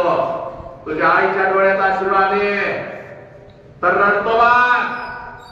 आईला ओरडतो, रडायचं नाही बघ, अजिबात रडायचं नाही, अजिबात रडायचं नाही, अजिबात रडायचं नाही बघ. पोरगीचा चेहरा रोज रोज, पोरगीचा चेहरा रोज रोज रोज रोज बघायला आपल्याला मिळणार नाही. अजिबात रडायचं नाही. तिला हसत हसत पाठवायचे, तिला हसत हसत पाठवायचे. पण बापाला रडायला आलं तर आंघोळीच्या निमित्तानं आंघोळीला जातो आणि आंघोळीच्या पाण्यामध्ये हंबरडा फोडून तुझा बाप रडतो. हंबरडा फोडून तुझा बाप रडतो. तुझी आई म्हणते आपण डोळं का लागलं, तेव्हा आईला सांगतो साबण गेला डोळ्यात. ते थोडी साबण नाही गेला, तुझ्यासाठी आंघोळीच्या पाण्यात तुझा बाप हंबरडा फोडून रडला. हा बाप आम्हाला कळाला नाही.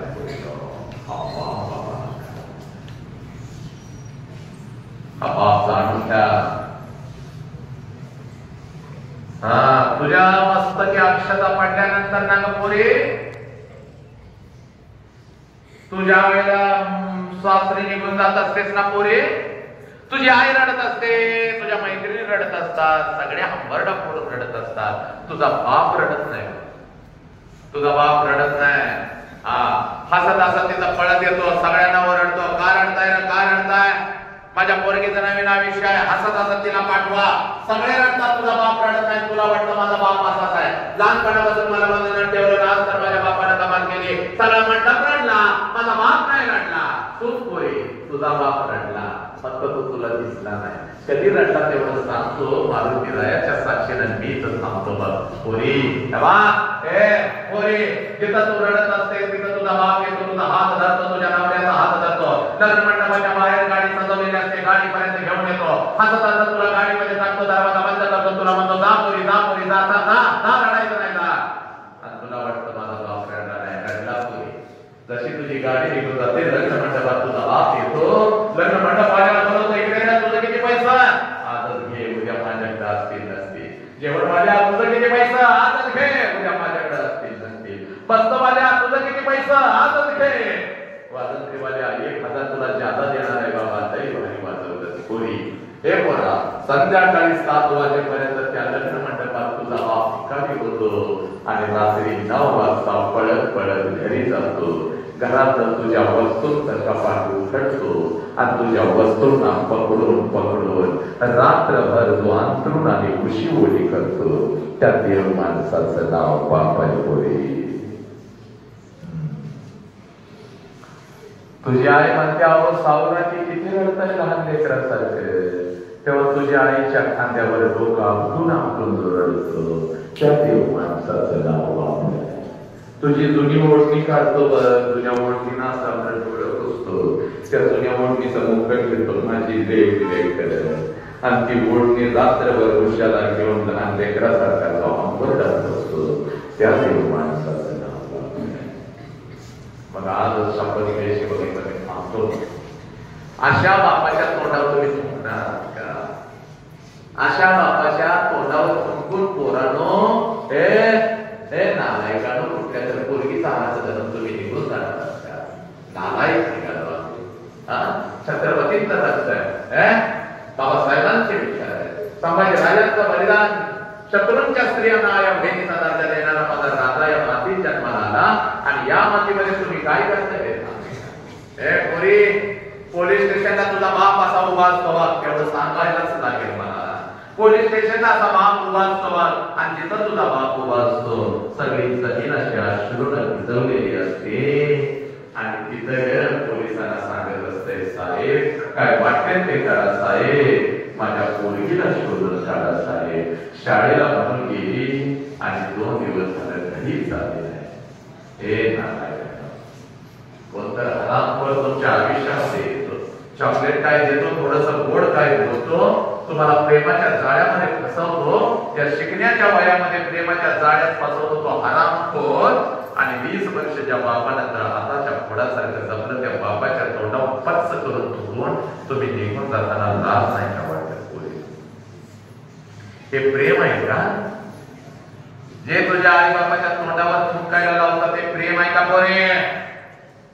शिकण्याच्या वयामध्ये तुझं आयुष्य उद्ध्वस्त करतं ते प्रेम आहे का पोरे? हे पोरे बघ, तू शिकून फक्त मोठी हो आणि स्वतःच्या पायावर उभी राहा.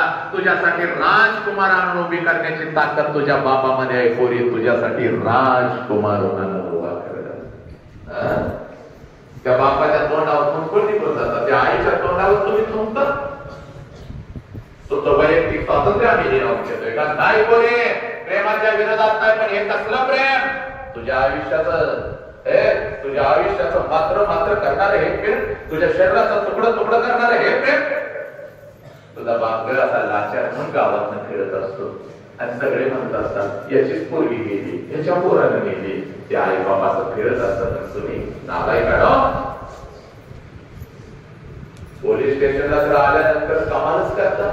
बाप म्हणत असतो दिदी आमचं काय चुकलं असलं तर दिदी आम्हाला माफ करणार. हे अर्धवट खेचलेल्या हे सापासारखा बाप नाही तर पडत असतात. नालाय काढा. बापाला लाचार तू केलं, आयुष्याचं मात्र तू करून घेतलं. बापाच्या तोंडावर तू चुकलीस तरी सुद्धा बाप माफी मागत असतो आणि पोलिसांना सांगतेस या माणसाला मी ओळखत नाही म्हणून. हे नालाय. 1 वर्षाचे असताना त्याच्या अंगावर सूर करायचीस की काय?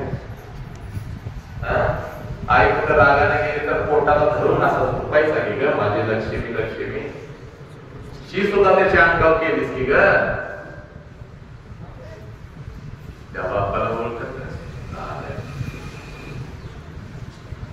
एक ही पोरगी या गावातलीच काय या तालुक्यात या राष्ट्रात एक ही पोरगी आपल्या आई बापाला सोडून मोठ्या प्रेमासाठी निघून जाणार नाही. आजच मनात काय चळपट असतील तर आजच काढून टाकायची. आज नाही तर परत कधीच नाही. दादांचा वाढदिवस ते सुदर्शन बघते पोरग ते माझा साहेब त्याच्यासाठी आलेलो. आई आज नाही तर परत कधीच नाही पोरग. डोक्यातून काढून टाकायचं सगळी काळमाटा. शिकून मोठा व्हायचा, स्वतःच्या पायावर उभा राहायचा, आई बाबाची सेवा करायची. स्वयंवर बघत होतेस ना, असे राजे येऊन बसलेले असायचे आणि निवड करण्याचा अधिकार तुला होता.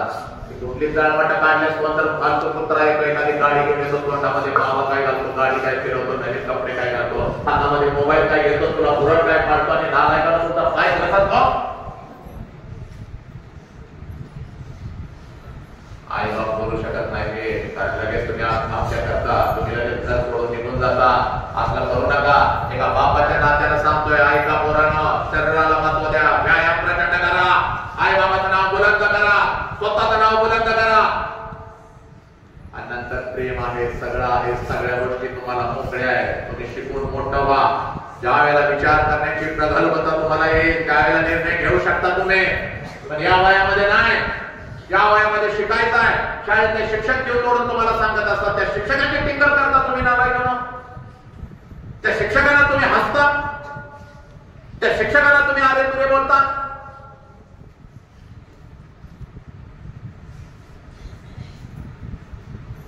एका मिनिटात तुला दाखवतो तुला आई आणि बाप आहे, एकच मिनिटात. आणि या मंदिरातच दाखवतो. रोज घरात आई बापाला बघतीस, पण आज जरा माझ्या नजरेत आई बाप बघतो. एका मिनिटात दाखवतो तुला. नाही वेळ मी तुला घेत नाही. इथे काही बाप आलेत का? जर आपल्या लेकीचा कार्यक्रम बघायला 2 बाप हातवर करा. कोण आई आले का? जरा कार्यक्रम बघायला कोण आले का? आले का? आलेत का आपल्या लेकीचा? आज तुमचा बाप आला नाही. का आला नाही? तुम्हाला वाटेल माझा बाप आला नाही. या क्षणाला कुठल्या तर शेतात काम करत असेल बघ, या क्षणाला तुझी काळजी काय तर करत असेल बघ, म्हणून त्याला येत नाही. पण याला बाप सांगता येईल बघा. बाप केल्यानंतर कितीतरी मातांनी, लाखो मातांनी आपल्या लेकरांना बापाची आठवण येऊ दिली नाही. एवढ्या बापासारख्या लढलेल्या या वाघिणी.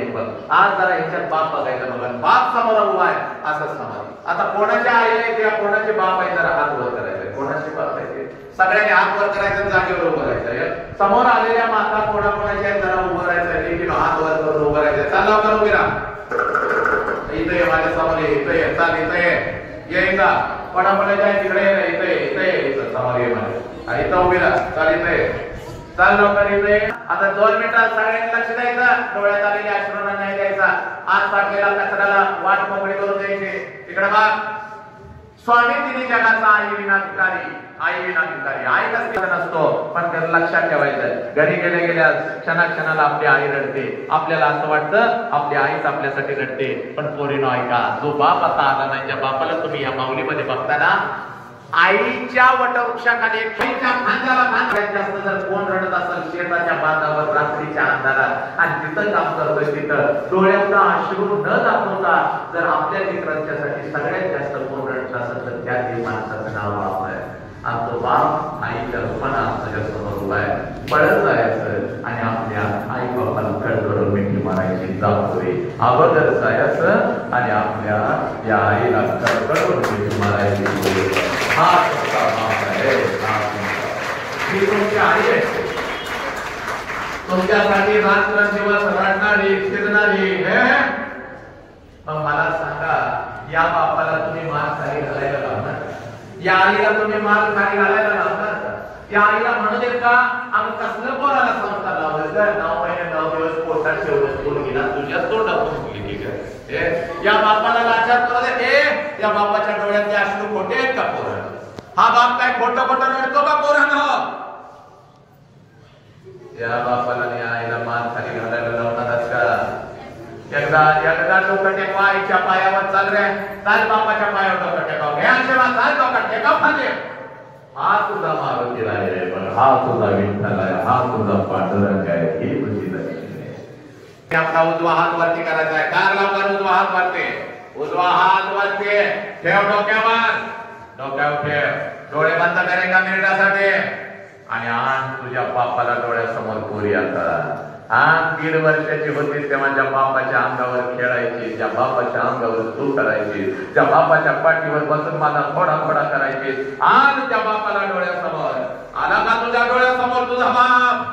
आता सांग, पप्पा माझं हे वय शिकण्याचं आहे, पप्पा माझं हे वय शिकण्याचं आहे, पप्पा या वयामध्ये मी शिकणार, पप्पा या वयामध्ये मी स्वतःच्या पायावर उभी राहणार, पप्पा मी प्रेमाच्या जाळ्यामध्ये मी फसणार नाही. त्या आत्मविश्वासानं तुम्ही मला घराच्या बाहेर पाठवता, त्या आत्मविश्वासानं मी घरी परत येईल, पप्पा मी कुठल्याही पोरगीचा हात धरून निघून जाणार नाही, पप्पा मी तुमचा वाघ आहे, पप्पा मी कोणताही व्यसन करणार नाही, पप्पा तुम्हाला मान खाली घालायला लागेल असं कुठलाही कृत्य मी करणार नाही, पप्पा. एक पोरानो, एक पोरीनो, शपथ घ्या पोरीनो, शपथ घ्या.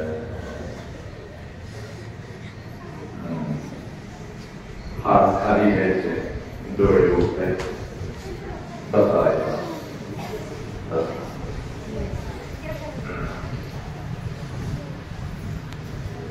सगळे कर्मठ निघून गेले पाहिजे. चुका झाल्या असतील, होतात, कोणाच्या सगळं आज तुम्हाला माफ केलं, पण इथून पुढे कुठे चूक होता कामा नये. इथून पुढे कुठे चूक होता कामा नये. एवढं बोलतो आणि हे सांगण्यासाठी दुखातून काही माझ्या चुकीचे शब्द येतात. तुम्हाला मी तुडवतो म्हणतो, तुम्हाला लाथ मारतो म्हणतो, अरे बापाच्या नात्यानं म्हणतो रे बाबांनो, त्याचा वाईट आणि गैर अर्थ करून सोशल मीडियावरती नकोच असल्या कमेंट. बापाच्या नात्यानं म्हणतो पोरा, हा बाप ही आई जाणून आपल्या आईच्या घरामध्ये आयुष्य खूप सुंदर आहे. त्या आयुष्याला चांगला न्याय द्यायचा. सुदर्शन बरोबर भाव तुमच्या पाठीशी येते. आयुष्यात कुठलीही अडचण येऊ दे, फक्त त्यांच्या समोर उभं राहून त्यांना सांगा. दाहतीचं बळ असलेलं वाघ ज्या गावामध्ये असतात, गावाकडे तिरक्या नजरेनं बघण्याचं धाडस कोणाचं होत नसतं, अशी पोर आहे. दादाचा वाढदिवस फक्त साजरा करणं हा उद्देश नव्हता त्यांचा. वाढदिवस साजरा करत असताना दादाच्या सारखा माणूस आहे तुमच्या काळजामध्ये पेरणं हा उद्देश होता. माणुसकी पेरणं हा उद्देश होता. बस काही अडचण आली तर हे सगळे लेकरं आहेत, त्या सगळ्या तिथं आया बसलेल्या आहेत. तर आज फक्त या हनुमंतरायाला सांगा, आमच्या जिल्ह्याचा एक पोर अखंड विश्वावर माणुसकी पेरण्याचा प्रयत्न करताय नाही करत आहे. त्याचा आवाज असाच वाघासारखा राहणार आहे, जसा आहे तसाच आवाज राहणार आहे. त्याची नजर अशीच तीक्ष्ण निरोगी राहणार आहे. त्याच्या शरीराचा प्रत्येक अवयव निरोगी राहणार आहे. एवढा आशीर्वाद त्या भगवंताच्या मागण्या माझ्या झोळीमध्ये टाका, बस मला काही नको. एक आईचा आशीर्वाद तेवढं बोलतो आणि मी थांबतो. वंदे मातरम, जय हिंद, जय भारत, जय भीम, जय शिवराय, जय श्रीराम, जय श्रीराम, जय श्रीराम.